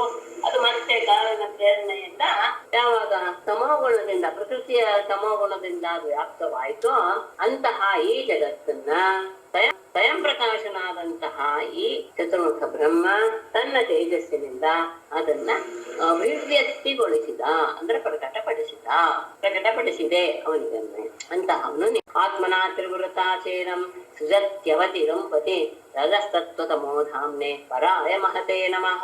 ತ್ರಿವೃತ ಆತ್ಮನ ಚ ಇದಂ ಸೃಜತಿ ಅವತಿ ಲುಂಪತಿ ರಜಸತ್ವ ತಮೋಧಾಮ್ನೆ ಪರಾಯ ಮಹತೆ ನಮಃ. ಇದನ್ನ ಪ್ರಕಟಪಡಿಸಿದೆಯಲ್ಲ ಇದನ್ನ ಜಗತ್ತನ್ನ ಅದು ಹೇಗೆ ಮಾಡುತ್ತೆ ಅಂದ್ರೆ ತ್ರಿವೃತ 3 ಗುಣಗಳಿಂದ ವ್ಯಾಪ್ತವಾದಂತಹ ಆತ್ಮನ ನಿನ್ನಿಂದಲೇ ಇದಂ ಈ ಜಗತ್ತನ್ನ ನೀನು ಸೃಜತಿ ಅವತಿ ಲುಂಪತಿ ಭವತಿ. ಇದನ್ನ ಸೃಷ್ಟಿಸ್ತೀಯ, ಪಾಲಿಸ್ತೀಯ ಮತ್ತು ಅದನ್ನ ನಾಶ ಮಾಡ್ತೀಯ. ಅಂತಹ ಅದನ್ನೆಲ್ಲ ಪಾಲನೆ ಮಾಡ್ಬೇಕಾದಾಗ ಏನಾಗಿರ್ಬೇಕು? ಆ 3 ಕ್ರಿಯೆಗಳಿಗೆ ಮೂಲಭೂತವಾದದ್ದು ಸತ್ವರಜಸ್ತಮೋ ಗುಣಗಳು. ಹಾಗಾಗಿ ಆ ಸತ್ವರಜಸ್ತಮೋ ಗುಣಗಳು ಎಲ್ಲಿವೆ? ನಿನ್ನಲ್ಲಿಯೇ ಇವೆ. ರಜಸತ್ವ ತಮೋಧಾಮ್ನೆ, ರಜೋಗುಣ, ಸತ್ವಗುಣ ಮತ್ತು ತಮೋ ಗುಣಗಳಿಗೆ ಆಶ್ರಯಭೂತನಾದಂತಹ ಪ್ರಾಯ, ಎಲ್ಲರಿಗೂ ಶ್ರೇಷ್ಠನಾದಂತಹ ಮಹತೆ, ದೊಡ್ಡವನಾದಂತಹ ನಿನಗೆ ನಮಃ ನಮಸ್ಕಾರ. ಈ 3 ಗುಣಗಳನ್ನ ನೀನು ಆಶ್ರಯಿಸಿ ಈ ಜಗತ್ತನ್ನ ಸೃಷ್ಟಿಸ್ತೀಯ, ರಕ್ಷಿಸ್ತೀಯ ಮತ್ತು ನಾಶ ಮಾಡ್ತೀಯ. ಹಾಗಾಗಿ ಎಲ್ಲ ಗುಣಗಳಿಗೂ ಸಹ ನೀನು ಆಶ್ರಯ. ಅಂತಹ ಆಶ್ರಯಭೂತನಾದಂತಹ ಪರಮೇಶ್ವರನಾದಂತಹ ಎಲ್ಲರಿಗಿಂತಲೂ ಶ್ರೇಷ್ಠನಾದಂತಹ ನಿನಗೆ ನಮಸ್ಕಾರ ಅಂತ ಹೇಳಿ, ನಮ ಆಜ್ಞಾಯ ಬೀಜಾಯ ಜ್ಞಾನ ವಿಜ್ಞಾನ ಮೂರ್ತಯೇ ಪ್ರಾಣೇಂದ್ರಿಯ ಮನೋಬುದ್ಧಿ ವಿಕಾರೈರ್ವ್ಯಕ್ತಿ ಮೀಯುಷೇ. ಇದರಲ್ಲಿ 6 ರೀತಿಯ ಗುಣಗಳು ಅವನಲ್ಲಿ ಇವೆ ಅನ್ನೋದನ್ನ ಪ್ರಕಟಪಡಿಸ್ತಾ ಇದ್ದಾನೆ 2 ಶ್ಲೋಕಗಳಿಂದ. ಯಾವ್ದ್ಯಾವ್ದು 6 ಗುಣ ಅಂತ ಹೇಳಿದರೆ, ಸ್ವಪ್ರಕಾಶತ್ವ ಮೊದಲು ತನ್ನನ್ನ ತಾನು ತೋರ್ಪಡಿಸ್ಕೊಳ್ಳೋದು. ಆಮೇಲೆ ಜಗತ್ ಪ್ರಕಾಶಕತ್ವ, ಜಗತ್ತನ್ನ ಎಲ್ಲರಿಗೂ ಕಾಣುವ ಹಾಗೆ ಅದನ್ನ ಪ್ರಕಟಪಡಿಸೋದು. ಅಷ್ಟೇ ಅಲ್ಲ, ತತ್ ಕಾರಣತ್ವ, ಅದಕ್ಕೆ ಕಾರಣಭೂತವಾಗಿರೋದು. ಮತ್ತೆ ಅದರ ಸೃಷ್ಟಿ ಸ್ಥಿತಿ ಲಯಗಳಿಗೆ ಕರ್ತೃವಾಗಿರುವುದು. ಅಷ್ಟೇ ಅಲ್ಲ, ಅವನೇ ಮಹತ್ತು ಹೌದು, ಅವನೇ ಪರಮೇಶ್ವರನು ಹೌದು. ಈ ರೀತಿಯಾದಂತಹದ್ದು ಷಡ್ವಿಧ. ಅದನ್ನ ಹಿಂದೆ ಹೇಳಿದ್ರಲ್ಲ, ಅದನ್ನ ಈಗ ವಿಸ್ತಾರವಾಗಿ ತಗೊಳ್ತಾ ಇದ್ದಾರೆ. ಹೇಗೆ ಅನ್ನೋ, ಆದ್ಯಾಯ ಬೀಜಾಯ ಜ್ಞಾನ ವಿಜ್ಞಾನ ಮೂರ್ತಯೇ ಪ್ರಾಣೇಂದ್ರಿಯ ಮನೋಬುದ್ಧಿ ವಿಕಾರೈಹಿ ವ್ಯಕ್ತಿಂ ಈಯುಷೇ ನಮಃ.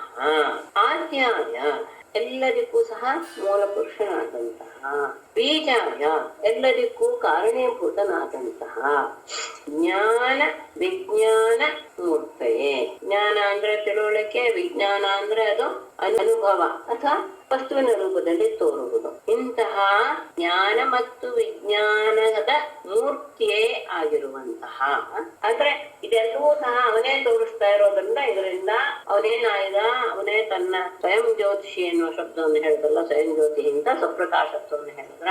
ಅಷ್ಟೇ ಅಲ್ಲ, ಎಲ್ಲವನ್ನು ಅವನು ಎಲ್ಲದಕ್ಕೂ ಕಾರಣ ಅಂತ ಆದ್ದರಿಂದ ಅವನೇ ಉಪಾದಾನ ಕಾರಣವು ಅನ್ನುವುದು ಸಹ, ಎಲ್ಲರಿಗೂ ಉಪಾದಾನ ಕಾರಣ ಮತ್ತು ಮೂಲ ಕಾರಣವು ಅವನೇ ಎನ್ನುವುದನ್ನ ಹೇಳಿದ ಹಾಗೆ ಆಯ್ತು. ಆಮೇಲೆ ಪ್ರಾಣೇಂದ್ರಿಯ ಮನೋಬುದ್ಧಿ ವಿಕಾರೈಹಿ, ನೀನು ಹೇಗೆ ಎಲ್ಲರಲ್ಲಿಯೂ ಸಹ ಪ್ರಕಟಗೊಳ್ತಿದ್ರೆ ಅವರಲ್ಲಿರುವಂತಹ ಪ್ರಾಣ, ಇಂದ್ರಿಯ, ಮನಸ್ಸು, ಬುದ್ಧಿ ಈ ರೀತಿಯ ವಿಕಾರಗಳಿಂದ ವ್ಯಕ್ತಿಂ ಅಂದ್ರೆ ಪ್ರಕಟಗೊಳ್ಳೋದು, ಅಭಿವ್ಯಕ್ತವಾಗುವುದು.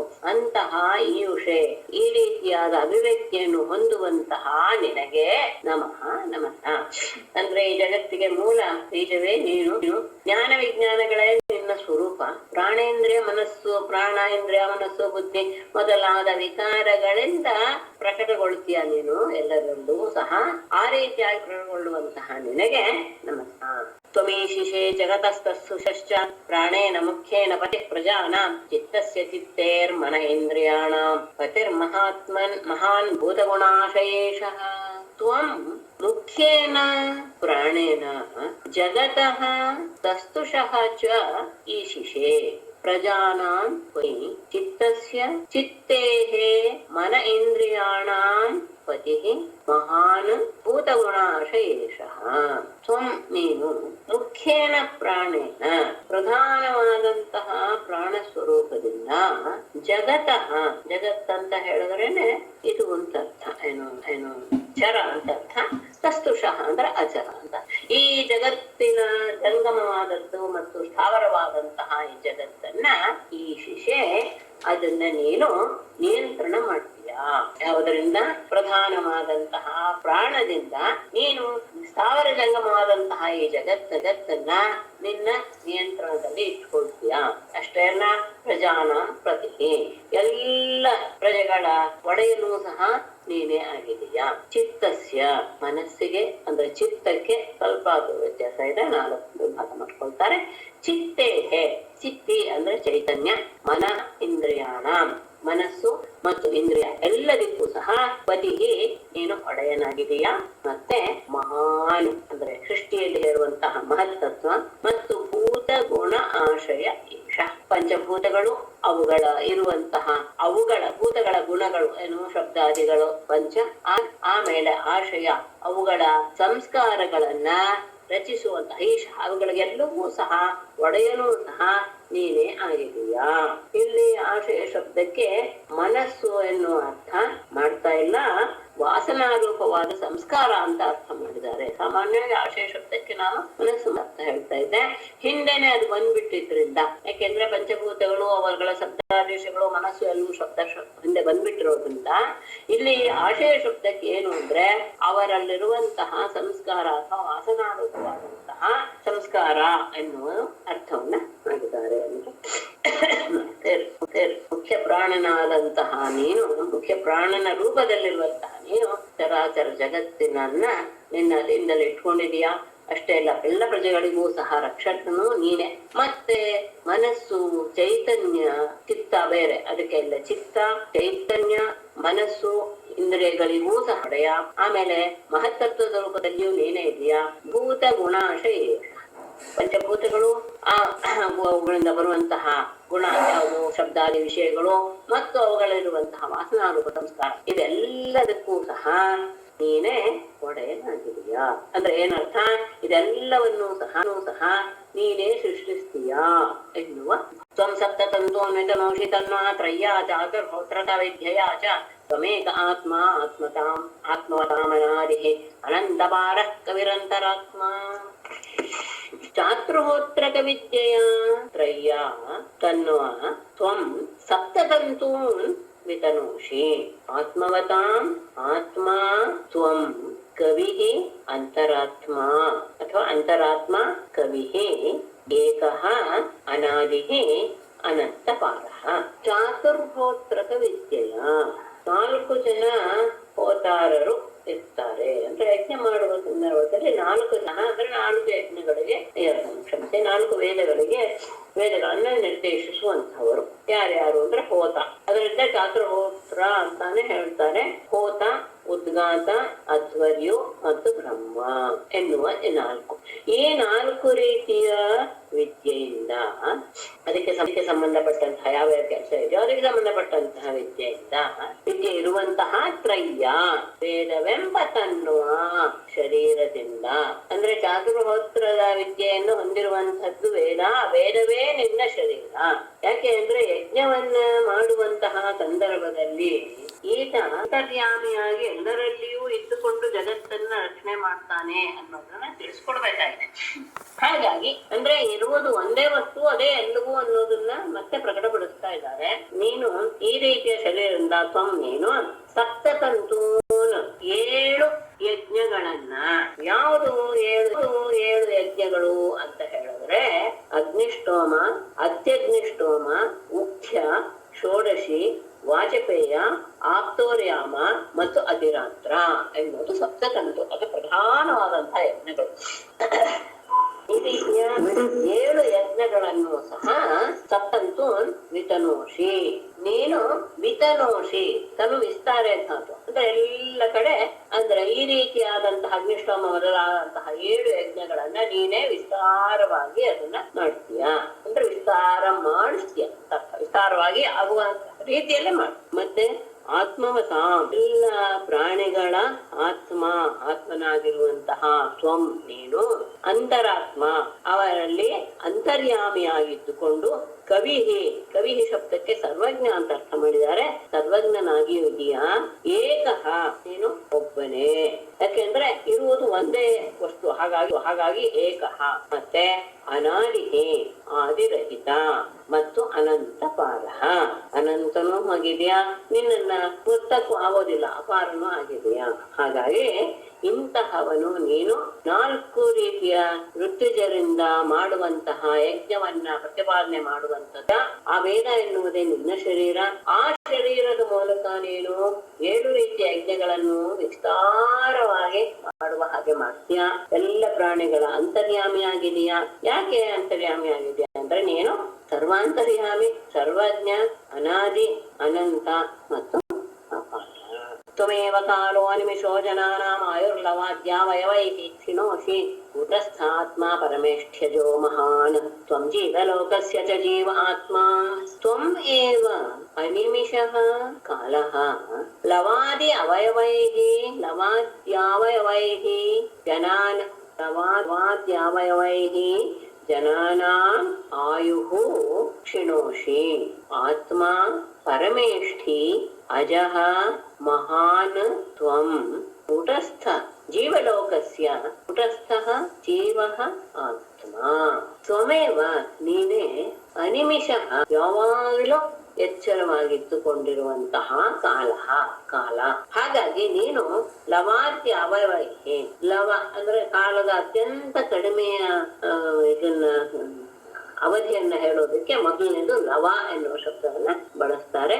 ಲವ ಮೊದಲಾದಂತಹ ಅದರ ಅವಯವಗಳಿಂದ ಅಂದ್ರೆ ಕ್ಷಣ, ನಿಮಿಷ ಇತ್ಯಾದಿಗಳಲ್ಲೂ ಈ ಎಲ್ಲ ರೀತಿಯ ಅವಯವಗಳಿಂದ ಜನಾನಾಮ ಆಯು ಕ್ಷಿಣೋಷಿ, ಜನರ ಆಯುಷ್ಯವನ್ನ ಕಡಿಮೆ ಮಾಡ್ತಾ ಬರ್ತೀಯ. ನೀನ್ ಯಾವಾಗಲೂ ಎಚ್ಚರವಾಗಿರ್ತೀಯ. ಎಚ್ಚರವಾಗಿರುವಂತಹ ಕಾಲ ಸ್ವರೂಪನೇ ನೀನು. ಆ ಕಾಲ ಹೇಗಿದೆ ಅಂದ್ರೆ ಲವ ಮೊದಲಾದಂತಹ ಭೇದಗಳನ್ನು ಹೊಂದಿದೆ. ಆ ರೀತಿಯ ವಿಭಾಗಗಳನ್ನು ಮಾಡ್ತಾ ಜನರ ಆಯುಷ್ಯ ಅಂದ್ರೆ ಕಾಲ ಬೆಳೀತಾ ಇದೆ ಅಂದ್ರೆ ಜನರ ಆಯುಷ್ಯ ಕಡಿಮೆ ಆಗ್ತಾ ಬರ್ತಾ ಇದೆ ಅಂತ ಅರ್ಥ. ಯಾಕೆಂದ್ರೆ ನೀನು ಆತ್ಮ ಪರಮೇಷ್ಠಿ, ಏನು ಜ್ಞಾನ ಸ್ವರೂಪ, ಆತ್ಮಕ್ಕೆ ಜ್ಞಾನ ರೂಪ ಅಂತ ಅರ್ಥ ಮಾಡಿದ್ದಾರೆ. ಪರಮೇಷ್ಠಿ ಅಂದ್ರೆ ಪರಮೇಶ್ವರ, ಜನ್ಮವಿಲ್ಲದವನು. ಮಹಾನ್ ಅಂತ ಹೇಳಿದ್ರೆ ಅಪರಿಚ್ಛಿನ್ನ ಅಂದ್ರೆ ಯಾವುದೂ ಸಹ ನಿನ್ನನ್ನ ಬೇರೆ ಮಾಡೋದಕ್ಕೆ ಸಾಧ್ಯ ಇಲ್ಲ. ಅಪರಿಚ್ಛಿನ್ನ ತ್ವಂ ಕೂಟಸ್ಥ ಅಂದ್ರೆ ನಿರ್ವಿಕಾರನಾಗಿರುವಂತಹದ್ದು. ಜೀವಲೋಕಸ್ಯ ಜೀವ ಆತ್ಮ, ಎಲ್ಲ ಜೀವಲೋಕಕ್ಕೂ ಸಹ ಜೀವ ರೂಪವಾದಂತಹ ಆತ್ಮನೂ ಸಹ ನೀನೇ. ಅಂದ್ರೆ ನೀನೇ ಯಾವಾಗ್ಲೂ ಎಚ್ಚರವಾಗಿ ಇದ್ದುಕೊಂಡು ಜನರ ಆಯುಷ್ಯವನ್ನ ಕಾಲದ ಭೇದಗಳಾದ ಲವವಲ್ಲಾದಂತಹ ವಿಭಾಗಗಳಿಂದ ಅವರ ಆಯುಷ್ಯವನ್ನ ಕಡಿಮೆ ಮಾಡ್ತಾ ಇದೀಯಾ. ನೀನು ಜ್ಞಾನ ಸ್ವರೂಪ ಪರಮೇಶ್ವರ, ಜನ್ಮರಹಿತ ಮತ್ತು ಎಲ್ಲರಿಂದಲೂ ಸಹ ಅಪರಿಚ್ಛಿನ್ನ. ನೀನು ನಿರ್ವಿಕಾರ ಆದರೆ ಜೀವಲೋಕಸ್ಯ ಜೀವ ಆತ್ಮ, ಎಲ್ಲ ಜೀವಿಗಳಿಗೂ ಸಹ ಜೀವ ರೂಪದ ಆತ್ಮನಾಗಿ ಇದೆಯಾ ಅಂದ್ರೆ ಅಂತರಾತ್ಮನಾಗಿ ಇದೆಯಾ. ತ್ವತ್ತಃ ಪರಂ ನಾಪರಮಪ್ಯನೇಜತ್ ಏಜಚ್ಚ ಕಿಂಚಿತ್ ವ್ಯತಿರಿಕ್ತಮಸ್ತಿ ವಿದ್ಯಾಃ ಕಲಾಸ್ತೆ ತನವಶ್ಚ ಸರ್ವಾಃ ಹಿರಣ್ಯಗರ್ಭೋಸಿ ಬೃಹತ್ ಪ್ರಪೃಷ್ಠಃ. ಯಾಕೆ ಹಾಗೆ? ಇದೆಲ್ಲೂ ಸಹ ನೀನೆ ಹೇಗಾಗಿದೆಯಾ ಅಂದರೆ ತ್ವತ್ತಃ ಪರಂ ಅಪರಂ ನ ಏಜತ್ ಅನೇಜತ್ ಚ ಅಪಿ ವ್ಯತಿರಿಕ್ತಂ ಕಿಂಚಿತ್ ನಾಸ್ತಿ ಹೇಳ್ಬೇಕು. ನ ಅಂತ ಇಟ್ಕೋಣ, ಹಿಂದಿನ ನಾನೇ ಅನ್ವಯ ಮಾಡ್ಕೋಣ. ವಿದ್ಯಾಃ ಕಲಾಃ ಸರ್ವಾಃ ತೇ ತನವಃ ಬೃಹತ್ ಹಿರಣ್ಯಗರ್ಭಃ ತ್ರಿಪೃಷ್ಠಃ ಅಸಿ. ತ್ವತ್ತಃ ನಿನಗಿಂತ ಬೇರೆಯಾದಂತಹದ್ದು ವ್ಯತಿರಿಕ್ತಂ ಅಂತ ಅಲ್ಲಿಗೆ ತಗೊಂಡ್ಬಿಡೋದು ಹೊರಟದು. ನಿನಗಿಂತ ಬೇರೆಯಾದದ್ದು ಯಾವುದೂ ಇಲ್ಲ. ಕಿಂಚಿತ್ ವ್ಯತಿರಿಕ್ತಂ ನಾಸ್ತಿ ಅಂತ ತಗೊಂಡ್ರೆ ಉಳಿದೆಲ್ಲ ಆಮೇಲೆ ಅನ್ವಯ ಮಾಡ್ಕೊಳ್ಬೋದು. ನಿನಗಿಂತ ಬೇರೆಯಾದಂತಹ ಪರಂ ಕಾರಣವಾಗಲಿ ಅಪರಂ ಕಾರ್ಯವಾಗಲಿ, ಏಜತು ಅಂತ ಹೇಳಿದ್ರೆ ಚಲಿಸ್ತಾ ಇರುವಂತ ಜಂಗಮ, ಅನೇಜತು ಅಂತ ಹೇಳಿದ್ರೆ ಸ್ಥಾವರ, ಕಿಂಚಿತ್ ವ್ಯತಿರಿಕ್ತಂ ನಾಸ್ತಿ. ಅದೇ ಅನ್ಕೊಳ್ಳಿ, ಮೊದಲೇ ಹೇಳ್ಬಿಟ್ಟೆ ನಾನು. ಅಂದ್ರೆ ನಿನಗಿಂತ ಬೇರೆಯಾದಂತಹ ಒಂದು ವಸ್ತು ಎನ್ನುವುದು ಇಲ್ಲವೇ ಇಲ್ಲ. ನಿನಗಿಂತ ಬೇರೆ ಯಾರು ಕಾರಣವಾಗಲಿ ಕಾರ್ಯವಾಗಲಿ ಅಷ್ಟೇ ಅಲ್ಲ, ಅದು ಸ್ಥಾವರವಾಗಬಹುದು, ಜಂಗಮವಾಗಬಹುದು, ಎಲ್ಲ ಯಾವುದೂ ಸಹ ಬೇರೆಯಾಗಿ ನಿನಗಿಂತ ಬೇರೆ ಆದದ್ದು ಇಲ್ಲ. ಆದರೆ ವಿದ್ಯೆಗಳೆಲ್ಲ ಬೇರೆ ಆಗಿದೆಯಲ್ಲ ಅಂದ್ರೆ ಇಲ್ಲವೇ ಇಲ್ಲ. ಯಾಕೆ ಅಂದ್ರೆ ವಿದ್ಯಾಹ ಕಲಾಹ ಸರ್ವಃ ತೇ ತನವಃ. ವಿದ್ಯೆಗಳು ಕಲೆಗಳು 64 ಕಲೆಗಳು ಎಲ್ಲವೂ ಸಹ ಸರ್ವಾಹ ಎಲ್ಲವೂ ತೇ ತನವಃ ನಿನ್ನ ಶರೀರಗಳೇ ಆಗಿಬಿಟ್ಟಿವೆ. ಮತ್ತೆ ಬೃಹತ್, ಅದಕ್ಕೆ ಏನು ಕಾರಣ ಅಂದ್ರೆ ಬೃಹತ್, ನೀನು ಬ್ರಹ್ಮನೇ ಆಗಿಬಿಟ್ಟಿದೀಯಾ. ಹಿರಣ್ಯ ಗರ್ಭ, ಹಿರಣ್ಯ ರೂಪವಾದಂತಹ ಬ್ರಹ್ಮಾಂಡವನ್ನ ನೀನು ನಿನ್ನಲ್ಲಿ ಅಡಗಿಸಿಕೊಂಡಿದೀಯಾ. ತ್ರಿಪೃಷ್ಠ ಅಂದ್ರೆ 3 ಗುಣಾತ್ಮಕವಾದಂತಹ ಪ್ರಧಾನ ಅಂದ್ರೆ ಪ್ರಕೃತಿಯನ್ನ ಮೀರಿದೀಯಾ. ಅಂತವನು ಅಸಿ ನೀನು ಆಗಿದೀಯಾ. ನೀನು ಸ್ವಯಂ ಬ್ರಹ್ಮನೇ ಆಗಿರೋದ್ರಿಂದ ನಿನಗಿಂತ ಬೇರೆಯಾದಂತಹ ಕಾರಣವಾಗಲಿ, ಕಾರ್ಯವಾಗಲಿ, ಜಂಗಮವಾಗಲಿ, ಸ್ಥಾವರವಾಗಲಿ ಯಾವ ವಸ್ತುವು ಇಲ್ವೇ ಇಲ್ಲ. ವಿದ್ಯಾದಿ ಶಾಸ್ತ್ರಗಳಿವೆಯಾ ಅಂದ್ರೆ ಅವುಗಳು ಇಲ್ಲ. ಯಾಕೆ ಅಂದ್ರೆ ವಿದ್ಯೆಗಳು, ಕಲೆಗಳು ಎಲ್ಲವೂ ಸಹ ನಿನ್ನ ಶರೀರಗಳೇ ಆಗಿವೆ. ಬೃಹತ್ ನೀನು ಸಾಕ್ಷಾತ್ ಸ್ವಯಂ ಬ್ರಹ್ಮನೇ ಆಗಿರೋದ್ರಿಂದ ಹಿರಣ್ಯ ಗರ್ಭ ಬ್ರಹ್ಮಾಂಡವನ್ನ, ಸ್ವರ್ಣಮಯವಾದಂತಹ ಬ್ರಹ್ಮಾಂಡವನ್ನ ನೀನು ಗರ್ಭದಲ್ಲಿ ಅಡಗಿಸಿಕೊಂಡಿದೀಯಾ. ಮತ್ತೆ ತ್ರಿಪೃಷ್ಠ ಅದು 3 ಗುಣಗಳಿಂದಲೂ ಸಹ ಅಂದ್ರೆ ಪ್ರಧಾನಕ್ಕಿಂತಲೂ ನೀನು ಬೇರೆಯಾಗಿಯೇ ಇದೆಯಾ. ವ್ಯಕ್ತಂ ಶರೀರಂ ಏನೇಂದ್ರಿಯ ಪ್ರಾಣ ಮನೋ ಗುಣಾನ್ ಸ್ವಂ ಪುಂಕ್ಷೇ ಸ್ಥಿತೋ ಧಾಮನಿ ಪಾರಮೇಷ್ಠ್ಯೆ ಅವ್ಯಕ್ತ ಆತ್ಮ ಪುರುಷ ಪುರಾಣ. ಆಯ್ತು, ನೀನು ಬ್ರಹ್ಮಾಂಡವನ್ನೇ ನಿನ್ನಲ್ಲಿ ಅಡಗಿಸಿಕೊಂಡು ಬಿಟ್ಟಿದೀಯಾ. ನಾನು ಜೀವ, ನಾನು ಹೇಗೆ ಬ್ರಹ್ಮನಾಗ್ತೇನೆ ಗರ್ಭದಲ್ಲಿದ್ರು ಸಹ ಅಂತ ಹೇಳಿದ್ರೆ, ಇಲ್ಲ, ಏನು ಕಾಣಿಸ್ತಾ ಇದೆಯೋ ಅದು ನಿನ್ನದೇ ಕಾರ್ಯ. ವಿಭೋ ವ್ಯಕ್ತಂ ಇದಂ ಸ್ಥೂಲಂ ಶರೀರಂ ಏನ ಇಂದ್ರಿಯ ಪ್ರಾಣ ಮನೋಗುಣಾನ ತ್ವಂ ಪಾರಮೇಷ್ಠ್ಯೇ ಧಾಮನೆ ಸ್ಥಿತಃ ಭುಂಕ್ಷೇ ಅವ್ಯಕ್ತಃ ಆತ್ಮ ಪುರಾಣಃ ಪುರುಷಃ. ವಿಭೋ ಪರಮಾತ್ಮನೇ, ಸರ್ವವ್ಯಾಪಿಯೇ, ವ್ಯಕ್ತಂ ನಮ್ಮ ಕಣ್ಣಿಗೆ ಕಾಣ್ತಾ ಇರುವಂತಹ ಇದಂ ಸ್ಥೂಲಂ ಶರೀರಂ, ಈ ಬ್ರಹ್ಮಾಂಡ ಕಾಣಿಸ್ತಾ ಇದೆಯಲ್ಲ ಅದು ನಿನ್ನ ಸ್ಥೂಲ ಶರೀರ. ಎಲ್ಲರಿಗೂ ಕಾಣುವಂತಹದ್ದು ಈ ಬ್ರಹ್ಮಾಂಡವೇ ನಿನ್ನ ಸ್ಥೂಲ ಶರೀರ. ಏನ ಯಾವ ಈ ಶರೀರದಿಂದ ಇಂದ್ರಿಯ ಗುಣ ಮನೋಗುಣಾನ, ಇಂದ್ರಿಯ ಪ್ರಾಣ ಮನೋಗುಣಾನ, ಇಂದ್ರಿಯಗಳು, ಪ್ರಾಣಗಳು, ಮನಸ್ಸು ಮತ್ತು ಮನಸ್ಸಿಗೆ ಸಂಬಂಧಪಟ್ಟ ವಿಷಯಗಳನ್ನ ತ್ವಂ ನೀನು ಪಾರಮೇಷ್ಠ್ಯೇ ಧಾಮನೆ ಸ್ಥಿತ. ಪಾರಮೇಷ್ಠಿ ಎನ್ನುವಂತಹ ಆ ಒಂದು ಸ್ಥಾನ ಇದೆಯಲ್ಲ, ಆ ಸ್ಥಾನದಲ್ಲಿ ಅಂದ್ರೆ ನಿನ್ನ ಸ್ವರೂಪದಲ್ಲಿಯೇ ಇದ್ದುಕೊಂಡೇ ನೀನು ಪುಂಕ್ಷೆ ಅದನ್ನ ಅನುಭವಿಸ್ತಾ ಇದೀಯಾ. ಅಂದ್ರೆ ನಮ್ಮ ಹಾಗೆ ಬೇರೆ ಬೇರೆ ರೂಪವನ್ನು ಪಡೆದುಕೊಂಡು ನೀನು ಅನುಭವಿಸ್ತಾ ಇಲ್ಲ. ಪರಮೇಷ್ಠಿ ಸ್ಥಾನ ಅನ್ನೋದೊಂದು ಇದೆಯಲ್ಲ ಸತ್ಯಲೋಕದಲ್ಲಿ, ಅಲ್ಲೇ ಇದ್ದುಕೊಂಡು ನಿನ್ನ ಸ್ವರೂಪದಲ್ಲಿಯೇ ನೀನು ಇದೆಲ್ಲವನ್ನೂ ಸಹ ಅನುಭವಿಸ್ತಾ ಇದೆಯಾ. ಬ್ರಹ್ಮಾಂಡ ಅನ್ನೋದು ಕಣ್ಣಿಗೆ ಕಾಣುವಂತಹ ಸ್ಥೂಲ ಶರೀರ. ಆ ಸ್ಥೂಲ ಶರೀರದಿಂದಲೇ ನೀನು ಎಲ್ಲ ರೀತಿಯ ಇಂದ್ರಿಯ, ಪ್ರಾಣ, ಮನಸ್ಸಿನ ಮುಂದಟ್ಟ ವಿಷಯ ಎಲ್ಲವನ್ನೂ ಸಹ ನೀನು ಅಲ್ಲಿಯೇ ಎದ್ದುಕೊಂಡು ಅನುಭವಿಸ್ತೀಯ. ಆದ್ದರಿಂದಲೇ ನೀನು ಅವ್ಯಕ್ತ ಆತ್ಮ, ನೀನು ಯಾವ ಉಪಾಧಿ ಇಲ್ಲದೆ ಇರುವಂತಹ ಆತ್ಮ ನೀನಾಗಿದೆಯ. ಪುರಾಣ ಪುರುಷ ಅಷ್ಟೇ ಅಲ್ಲ, ಇಲ್ಲಿ ಪರಬ್ರಹ್ಮನಾದ ಸದಾಶಿವನ ಸ್ತುತಿ ಮಾಡ್ತಾ ಇದ್ದಾನೋ ಅಥವಾ ಸತ್ಯಲೋಕದ ಸೃಷ್ಟಿಕರ್ತ ಬ್ರಹ್ಮನನ್ನ ಸ್ತುತಿ ಮಾಡ್ತಾ ಇದ್ದಾರೆ? ಎರಡು ಒಂದೇ ತರ ಅನಿಸ್ತಾ. ಹೌದು, ಅವನು ಬೇರೆ ಅಲ್ಲ, ಇವನು ಬೇರೆ ಅಲ್ಲ ತಾನೆ. ಆ ಬ್ರಹ್ಮನೇ, ಪರಬ್ರಹ್ಮನೇ ಬ್ರಹ್ಮ ವಿಷ್ಣು ಮಹೇಶ್ವರರ ರೂಪದಿಂದ ಸೃಷ್ಟಿ ಸ್ಥಿತಿ ಲಯಗಳನ್ನು ಮಾಡ್ತಾ ಇದ್ದಾನೆ ಎನ್ನುವ ಭಾವ ಇಟ್ಟುಕೊಂಡು ಇವನಲ್ಲಿಯೇ ಎಲ್ಲವನ್ನೂ ಸಹ ಆರೋಪ ಮಾಡ್ತಾ ಇದ್ದಾನೆ. ಇವನು ಬೇರೆ ಅಲ್ಲ, ಅವನು ಬೇರೆ ಅಲ್ಲ ಎನ್ನುವುದೇ ಇರೋದು ಒಂದೇ ಆತ್ಮ ತಾನೆ.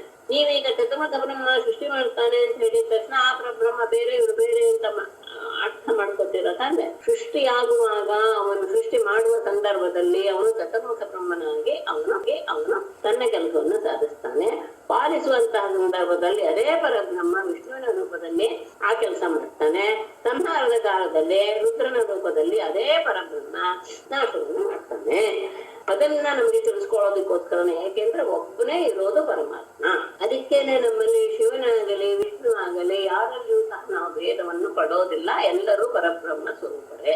ಆದ್ರೆ ಈ ಹಿರಣ್ಯಕಶಿಪು ಬಯಸಿದ್ದು ಸತ್ಯಲೋಕದ ಸೃಷ್ಟಿಕರ್ತ ಬ್ರಹ್ಮನ ಒಂದು ಸ್ಥಾನವನ್ನ ಅಲ್ವಾ ಮೇಡಮ್? ಹರಿ ಓಂ ಮೇಡಮ್, ಕೇಳಿಸ್ತಾ ಇಲ್ಲ.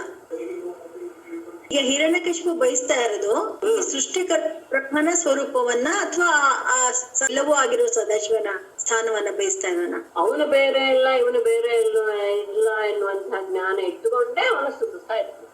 ಅದನ್ನೇ ಬಯಸ್ತಾ ಇದ್ದಾನೆ. ಆ ಸ್ಥಾನ ಅದೇ ತಾನಾಗ್ಬೇಕು ಅಂತ ಬಯಸ್ತಾ ಇದ್ದಾನ. ಹೌದು, ಅದೇ ಸ್ಥಳ ನಮಗೆ ಬೇಕು, ನಾನೇ ಎಲ್ಲವನ್ನೂ ಸಹ ನಿಯಂತ್ರಣ ಮಾಡಬೇಕು ಎನ್ನುವ ಭಾವ.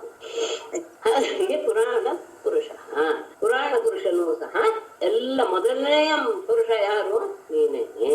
ಹಾಗಾಗಿ ಎಲ್ಲವನ್ನೂ ಮೀರಿರುವಂತಹ ಅಂದ್ರೆ ಏನಾಯ್ತು ಈಗ? ಪರಬ್ರಹ್ಮ ಸ್ವರೂಪನೇ ನೀನು ಎನ್ನುವ ಭಾವದಿಂದ ಬರ್ತಾನೆ. ಬ್ರಹ್ಮಾಂಡವೇ ನಿನ್ನ ಸ್ವರೂಪ. ಹಾಗೇನೆ ಆದರೆ ಪರಬ್ರಹ್ಮನ ಸ್ವರೂಪವೂ ನೀನೆ, ಪುರಾಣ ಪುರುಷನೂ ನೀನೆ, ಹೇಗೆ ಅದು ಒಂದೇ ಒಬ್ಬರಿಗೆ ಅನ್ವಯವಾಗತ್ತೆ ಅಂತ ಏನಾದ್ರು ಸಂದೇಹ ಬಂದ್ರೆ, ಅನಂತಾವ್ಯಕ್ತ ರೂಪೇಣ ಏನೇ ನಮಖಿಲಂ ತತಂ ಚಿದ ಶಕ್ತಿಯುಕ್ತಾಯ ತಸ್ಮೈ ಭಗವತೆ ನಮಃ. ಅನಂತ ಏನ ಅವ್ಯಕ್ತ ರೂಪೇಣ ಇರಂ ಅಖಿಲಂ ತತಂ ತಸ್ಮೈ ಚಿದಶಕ್ತಿಯುಕ್ತಾಯ ಭಗವತೆ ನಮಃ. ಇದರಲ್ಲಿ ಪರಿಪೂರ್ಣವಾಗಿ ಹೇಳಿಬಿಟ್ಟಿದ್ದಾರೆ. ಪರಬ್ರಹ್ಮ ಬೇರೆ ಅಲ್ಲ, ಎದುರಿಗೆ ಕಾಣ್ತಾ ಇರುವಂತಹ ಸೃಷ್ಟಿಕರ್ತ ಬ್ರಹ್ಮ ಬೇರೆ. ಅದಕ್ಕೆ ಬ್ರಹ್ಮತ್ವವೂ ನಿನ್ನಲ್ಲಿಯೇ, ಪುರಾಣ ಪುರುಷತ್ವೂ ನಿನ್ನಲ್ಲಿಯೇ ಹೇಗೆ ಬರಕ್ಕೆ ಸಾಧ್ಯ ಅಂತ ಹೇಳಿದ್ರೆ, ಪುರಾಣ ಪುರುಷ ಅಂದ್ರೆ ಪರಬ್ರಹ್ಮ ಅಂತ ಅರ್ಥ. ಈ ಇವನದ್ದೇ ಇರುವಂತಹದ್ದು ಸೃಷ್ಟಿಕರ್ತ ಬ್ರಹ್ಮ, ಎರಡು ಒಂದೇ ಹೇಗಾಗತ್ತೆ ಅಂದ್ರೆ ಹೀಗಾಗತ್ತೆ. ಹೇಗೆ ಅನಂತ ಎನ್ನುವುದೇ ಒಂದು ಇದು ಸಂಬೋಧನೆ ಮಾಡಿಬಿಟ್ಟಿದ್ದಾರೆ. ಅದು ಒಂದು ವೈಶಿಷ್ಟ್ಯ. ಯಾಕೆಂದ್ರೆ ಅಂತಿಮೇ ಇಲ್ಲದೆ ಇರುವಂತಹವನು ನೀನು ಅನಂತನೇ. ಏನ ಯಾವ ನಿನ್ನಿಂದ ಅವ್ಯಕ್ತ ರೂಪೇಣ, ಅವ್ಯಕ್ತ ಅಂದ್ರೆ ಮನಸ್ಸು ಮಾತು ಯಾವುದಕ್ಕೂ ಸಹ ಸಿಗದೇ ಇರುವಂತಹ ರೂಪದಿಂದ ಇದಂ ಅಖಿಲಂ ತತಂ, ಈ ಎಲ್ಲ ವಿಶ್ವವನ್ನೆಲ್ಲವನ್ನೂ ಸಹ ನೀನು ಎಲ್ಲ ಕಡೆ ಹರಡಿದೀಯಾ. ಅಂದ್ರೆ ಇದೆಲ್ಲ ಕಡೆ ನೀನೇ ಇದೀಯಾ, ಅವ್ಯಕ್ತ ರೂಪದಿಂದ ಈ ಎಲ್ಲ ಕಡೆಯೂ ಸಹ ನೀನೇ ಇದೀಯಾ. ತಸ್ಮೈ ಅಂತಹ ಸಾಮರ್ಥ್ಯವಿರುವಂತಹ ಚಿತ್ ಅಚಿತ್ ಶಕ್ತಿಯುಕ್ತಾಯ. ಚಿತ್ ಚೇತನ ಅಂದ್ರೆ ಚೈತನ್ಯವಿರುವಂತಹ ವಸ್ತು, ಅಚಿತ್ ಅಂದ್ರೆ ಜಡ. ಈ ಎರಡೂ ರೀತಿಯ ಶಕ್ತಿಗಳಿಂದ ಕೂಡಿರುವಂತಹ, ಅಂದ್ರೆ ಚಿತ್ ಶಕ್ತಿ ಅಂತ ಹೇಳಿದ್ರೆ ವಿದ್ಯೆ ಅಂತ ಅರ್ಥ ಮಾಡ್ತಾರೆ, ಅಚಿತ್ ಶಕ್ತಿ ಅಂತ ಹೇಳಿದ್ರೆ ಮಾಯೆ ಅಂತ. ಚಿತ್ ಅನ್ನೋದು ಚೈತನ್ಯವನ್ನು ತಿಳಿಸುವಂಥದ್ದು, ಮಾಯೆಯನ್ನು ತಿಳಿಸುವಂಥದ್ದು ಅಚಿತ್, ಅದು ಚೈತನ್ಯ ಅಲ್ಲ. ಹಾಗಾಗಿ ಅವೆರಡರಿಂದಲೂ ಸಹ ಕೂಡಿರುವಂತಹ ಭಗವತೆ ಪರಮಾತ್ಮನಾದ ನಿನಗೆ ನಮಃ ನಮಸ್ಕಾರ. ನೀನು ಅನಂತ, ಯಾವ ನಿನ್ನಿಂದ ಅವ್ಯಕ್ತ ರೂಪದಿಂದ ಅಂದ್ರೆ ಮನಸ್ಸಿಗಾಗಲಿ ಮಾತಿಗಾಗಲಿ ನೆಲಗದೇ ಇರುವಂತಹ ರೂಪದಿಂದ ನೀನು ಈ ಇಡೀ ಜಗತ್ತನ್ನ ವ್ಯಾಪಿಸಿಕೊಂಡು ಬಿಟ್ಟಿದ್ದೀಯ. ಅಂತಹ ಚೈತನ್ಯ ರೂಪ ಜಡ ರೂಪ ಎರಡೂರಿಂದಲೂ ಕೂಡಿರುವಂತಹ ವಿದ್ಯೆ ಮತ್ತು ಮಾಯ, ಈ ಎರಡರಿಂದಲೂ ಕೂಡಿರುವಂತಹ ನಿನಗೆ ನಮಸ್ಕಾರ ಅಂತ ಅವನಿಗೆ ಅವನನ್ನ ಸ್ತುತಿ ಮಾಡಿ, ಯದಿದಾಸ್ಯಸಿ ಅಭಿಮತಾನ್ ವರಾನ್ ಮೇ ವರದೋತ್ತಮ ಭೂತೇಭ್ಯಸ್ತದ್ ಸೃಷ್ಟೇಭ್ಯಃ ಮೃತ್ಯುರ್ಮಾ ಭೂನ್ಮಮ ಪ್ರಭೋ. ವರದೋತ್ತಮ, ಯದಿ ಅಭಿಮತಾನ್ ವರಾನ್ ಮೇ ದಾಸ್ಯಸಿ ಪ್ರಭೋ ತ್ವದ್ವಿಸೃಷ್ಟೇಭ್ಯಃ ಭೂತೇಭ್ಯಃ ಮಮ ಮೃತ್ಯುಃ ಮಾ ಭೂತ್. ಮೊದಲು ಹೇಳ್ಕೊಂಡ ವರದೋತ್ತಮ. ವರದೋತ್ತಮ ಅಂದ್ರೆ ವರವನ್ನು ಕೊಡುವವರಲ್ಲಿಯೇ ಅತ್ಯಂತ ಶ್ರೇಷ್ಠನಾದಂತಹ ಪರಮಾತ್ಮನೇ. ಯದಿ ಒಂದು ವೇಳೆ ಅಭಿಮತಾನ್ ವರಾನ್ ಮೇ ದಾಸ್ಯಸಿ, ನನ್ನಲ್ಲಿರುವಂತಹ ನಾನು ಇಚ್ಛೆ ಪಟ್ಟಿರುವಂತಹ ಎಲ್ಲ ವರಗಳನ್ನು ನೀನು ಕೊಡುವುದೇ ಆದರೆ ಮೊದಲು ನೀನು ಮಾಡ್ಬೇಕಾದ್ರೆ ಇದನ್ನು ಪ್ರಭೋ ಪ್ರಭುವೇ ತ್ವದ್ವಿಸೃಷ್ಟೇಭ್ಯ, ನಿನ್ನಿಂದ ಸೃಷ್ಟಿಸಲ್ಪಟ್ಟಂತಹ ಭೂತೇಭ್ಯ ಯಾವ ಪ್ರಾಣಿಗಳಿಂದಲೂ ಸಹ ಮಮ ನನ್ನ ಮೃತ್ಯು ಮರಣವು ಮಾ ಭೂತ್ ಆಗದೆ ಇರಲಿ. ನೀನ್ ಏನೇನೇನೇನನ್ನು ಸೃಷ್ಟಿಸಿದೀಯ ಅಂದ್ರೆ ಕೀಟಗಳಾಗ್ಬೋದು, ಪಶುಗಳಾಗ್ಬೋದು, ಪ್ರಾಣಿಗಳಾಗ್ಬೋದು, ಅದು ಯಾವ ರೀತಿ ಇದ್ದೇ ಆಗಿರ್ಬೋದು, ನಿನ್ನಿಂದ ಸೃಷ್ಟಿ ಆಗಿದೆ ಅನ್ನೋದು ಯಾವ್ದ್ಯಾವ್ದಿದೆಯೋ ಅದು ಯಾವುದರಿಂದಲೂ ಸಹ ನನಗೆ ಏನ್ ಬರೋ ಹಾಗಿಲ್ಲ, ಮೃತ್ಯು ಬರೋ ಹಾಗಿಲ್ಲ. ಅಷ್ಟೇ. ನಾಂತರ್ಬಹಿರ್ದಿವಾನಕ್ತಂ ಅನ್ಯಸ್ಮಾದಪಿ ಚಾಯುಧೈಃ ನ ಭೂಮೌನಾಂಬರೇ ಮೃತ್ಯು ನಮುದೈರಪಿ.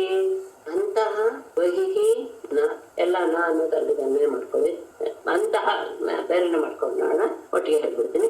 ಅಂತಹ ಬಹಿಹಿ ದಿವಾ ನಕ್ತಂ ಅನ್ಯಸ್ಮಾತ್ ಆಯುಧೈಃ ಚ ನ ಭೂಮೌ ನ ಅಂಬರೇ ನ ನರೈಃ ನ ಮೃಗೈಃ ಅಪಿ ಮೃತ್ಯು.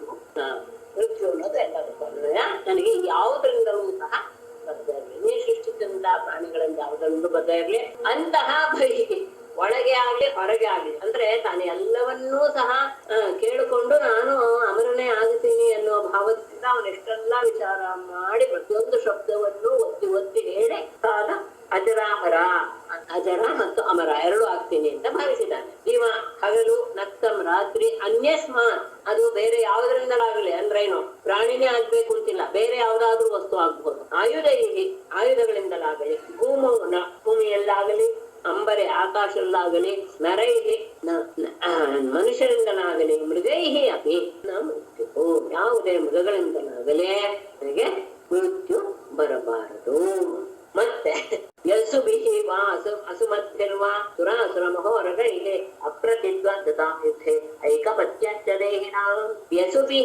ವಾ ಅಸುಮದ್ಭಿಃ ವಾ ಸುರಾಸುರ ಮಹೋರಗೈಃ ವಾ ಮೃತ್ಯು ಅನ್ನೋದು ಅಲ್ಲಿಗೆ ನೋಡ್ಕೊಳ್ಬೇಕು ಈ ಮಾತನ್ನ. ಯುದ್ಧೇ ಅಪ್ರತಿದ್ವಂದ್ವತಾಂ ದೇಹಿನಾಂ ಐಕಪತ್ಯಂಚ ವ್ಯಸುಭಿಃ. ವ್ಯಸುಭಿಃ ಅಂದ್ರೆ ಪ್ರಾಣವಿಲ್ಲದೆ ಇರುವಂತಹ ವಸ್ತುಗಳು. ಅಸುಮದ್ಭಿಃ ಅಂದ್ರೆ ಪ್ರಾಣವಿರುವಂತಹ ವ್ಯಕ್ತಿಗಳಿಂದಲಾಗಲಿ ಸುರ ಅಸುರ ಮಹೋರಗೈಗೆ ದೇವತೆಗಳಾಗಲಿ ಅಸುರರಾಗಲಿ ದೊಡ್ಡ ದೊಡ್ಡ ಸರ್ಪಗಳಾಗಲಿ ಎಲ್ಲದರಿಂದಲೂ ಸಹ ನಿಪುಣ ಅಂತ ಹಿಂದೆ ಗಮನ ಮಾಡಿಕೊಂಡು ಯುದ್ಧದಲ್ಲಿ ನನಗೆ ಅಪ್ರತಿದ್ವಂದ್ವತ ಯಾರು ಎದುರಾಳಿಗಳೇ ಇರಬಾರದು. ಅಷ್ಟೇ ಅಲ್ಲ ದೇಹಿನ ಐಕಪತ್ಯಂಚ ಎಲ್ಲ ಜಗತ್ತಿನಲ್ಲಿರುವಂತ ಎಲ್ಲ ಜೀವಿಗಳಿಗೂ ಸಹ ನಾನೊಬ್ಬನೇ ರಾಜನಾಗಿರಬೇಕು. ಐಕಪತ್ಯಂ ಚಕ್ರಾಧಿಪತ್ಯವನ್ನ ಕಟ್ಟಬೇಕು ಅಂತ ವರವನ್ನ ಕೇಳಿಕೊಟ್ಟು ಅಂದ್ರೆ ಬಹಳ ಎಚ್ಚರಿಕೆಯಿಂದಾನೆ ಪ್ರತಿಯೊಂದು ವಿಷಯವನ್ನು ಸಹ ಯೋಚನೆ ಮಾಡಿ ಅದು ಯಾರ್ಯಾರಾಗಿರ್ಬಾರ್ದು ನೀನು ಸೃಷ್ಟಿಸಿದ್ ಯಾವ್ದು ಆಗಿರ್ಬಾರ್ದು ಅಂತ ಅನ್ನೋದ್ರಲ್ಲೇ ಸುಮಾರು ಎಲ್ಲಾನು ಬಂದ್ಕೊಟ್ಟು ಆಮೇಲೆ ಹಗಲು ರಾತ್ರಿ ಕಾಲವನ್ನ ಹೇಳಿ ಆಯ್ತು, ಆಯುಧಗಳು ಹೇಳಿ ಆಯ್ತು, ಭೂಮಿ ಆಕಾಶ ಎಲ್ಲ ಹೇಳಿ ಆಯ್ತು, ಮನುಷ್ಯ ಮತ್ತು ಮೃಗಗಳಿಂದಲೂ ಸಹ ಅಂತ ಹೇಳಿ ಆಯ್ತು. ಮತ್ತೆ ಪ್ರಾಣವಿರುವಂತಹ ಪ್ರಾಣ ಇಲ್ಲದೆ ಇರುವಂತಹ ದೇವತೆಗಳು ಅಸುರರು ನಾಗಗಳು ಯಾವುದರಿಂದಲೂ ಸಹ ಆಗಬಾರ್ದು ಅಂತ ಹೇಳಿ ಅಷ್ಟೇ. ಸರ್ವೇಷಾಂ ಲೋಕಪಾಲಾನಾಂ ಮಹಿಮಾನಂ ಯಥಾತ್ಮನಃ ತಪೋಯೋಗ ಪ್ರಭಾವಾಣಾಂ ಎನ್ನರಿಷ್ಯತಿ ಕರ್ಹಿಚಿತ್. ಸರ್ವೇಷಾಂ ಲೋಕಪಾಲಾನಾಂ ಯಥಾ ಆತ್ಮನಃ ಮಹಿಮಾನಂ ತಪೋಯೋಗ ಪ್ರಭಾವಾಣಾಂ ಯತ್ ಕರ್ಹಿಚಿತ್ ನ ರಿಷ್ಯತಿ ತದಪಿ ಅಂತ ತಿಳ್ಕೊಬೇಕು. ಸರ್ವೇಷಾಂ ಲೋಕಪಾಲಾನಾಂ ಎಲ್ಲಾ ಲೋಕಪಾಲಕರ ಮತ್ತು ಅವರ ಎಲ್ಲ ಮಹಿಮೆಗಳು ಹಾಗೆ ಯಥಾ ಆತ್ಮನಃ ಮಹಿಮಾನಂ ಅವರೆಲ್ಲರ ಏನು ಮಹಿಮೆ ಇದೆಯೋ ಅವರಿಗೆ ಏನೇನು ಸಾಮರ್ಥ್ಯ ಇದೆಯೋ ಅದು ಎಲ್ಲವೂ ಸಹ ನನಗೂ ಆ ರೀತಿಯ ಮಹಿಮೆ ಬೇಕು. ಒಂದು ಅಷ್ಟೇ ಅಲ್ಲ ತಪೋಯೋಗ ಪ್ರಭಾವನ ತಪಸ್ಸು ಮತ್ತು ಅವರು ಮಾಡುವಂತಹ ಆ ಯೋಗ ಅಷ್ಟಾಂಗ ಯೋಗಗಳಿಂದ ಉಂಟಾಗುವಂತಹ ಯಾವ ಸಿದ್ಧಿಗಳಿವೆ ಯಾವುದು ಕರ್ಹಿಚಿತ್ ನರಿಷ್ಯತಿ ಯಾವತ್ತೂ ಸಹ ಅದು ನಾಶ ಅನ್ನೋದೇ ಆಗೋದಿಲ್ವೋ. ಅಂದ್ರೆ ತಪಸ್ವಿಗಳಲ್ಲಿ ಯೋಗಿಗಳಲ್ಲಿ ಇರುವಂತಹ ಐಶ್ವರ್ಯ ಯಾವತ್ತೂ ಸಹ ನಾಶವಾಗಲ್ಲ. ಅಂತಹ ಐಶ್ವರ್ಯವನ್ನು ನನಗೆ ಎಲ್ಲ ಲೋಕಪಾಲಕರಲ್ಲಿರುವಂತಹ ಏನೇನು ಸಾಮರ್ಥ್ಯ ಇದೋ ಅವರಿಗೆ ಆ ಎಲ್ಲ ಸಾಮರ್ಥ್ಯವೂ ನನಗೆ ಉಂಟಾಗಬೇಕು. ಆಮೇಲೆ ತಪಸ್ಸಿನಿಂದ ಯೋಗಗಳಿಂದ ತಮ್ಮಲ್ಲಿ ಸಿದ್ಧಿ ಮಾಡಿಕೊಂಡಿರುವಂತಹ ಎಲ್ಲ ರೀತಿಯ ಸಿದ್ಧಿಗಳನ್ನು ಸಹ ಮುನಿಗಳ ಶ್ರೇಷ್ಠರು ಏನೇನ್ ಮಾಡ್ಕೊಂಡಿದ್ದಾರೋ ಯಾವುದು ಅವರಲ್ಲಿದ್ದು ಯಾವತ್ತೂ ನಾಶವಾಗದೇ ಇರುತ್ತೋ ಆ ಸಿದ್ಧಿಯೂ ಸಹ ನನಗೆ ಉಂಟಾಗಲಿ. ಸರ್ವೇಷಾಂ ಲೋಕಪಾಲಾನಾಂ ಮಹಿಮಾನಂ ಯಥಾತ್ಮನಃ ತಪೋ ಯೋಗ ಪ್ರಭಾವಾಣಾಂ ಎನ್ನರಿಷ್ಯತಿ ಕರ್ಹಿಚಿತ್. ಶ್ರೀಮದ್ಭಾಗವತೆ ಮಹಾಪುರಾಣೆ ಸಪ್ತಮಸ್ಕಂಧೆ ಹಿರಣ್ಯಕಶಿಪೋಃ ವರಯಾಚನಂ ನಾಮ ಕೃತಿನೋಕ್ತಿ. ಹೀಗೆ ಅಂತ ಅವನು ಹೇಳಿಕೊಂಡ.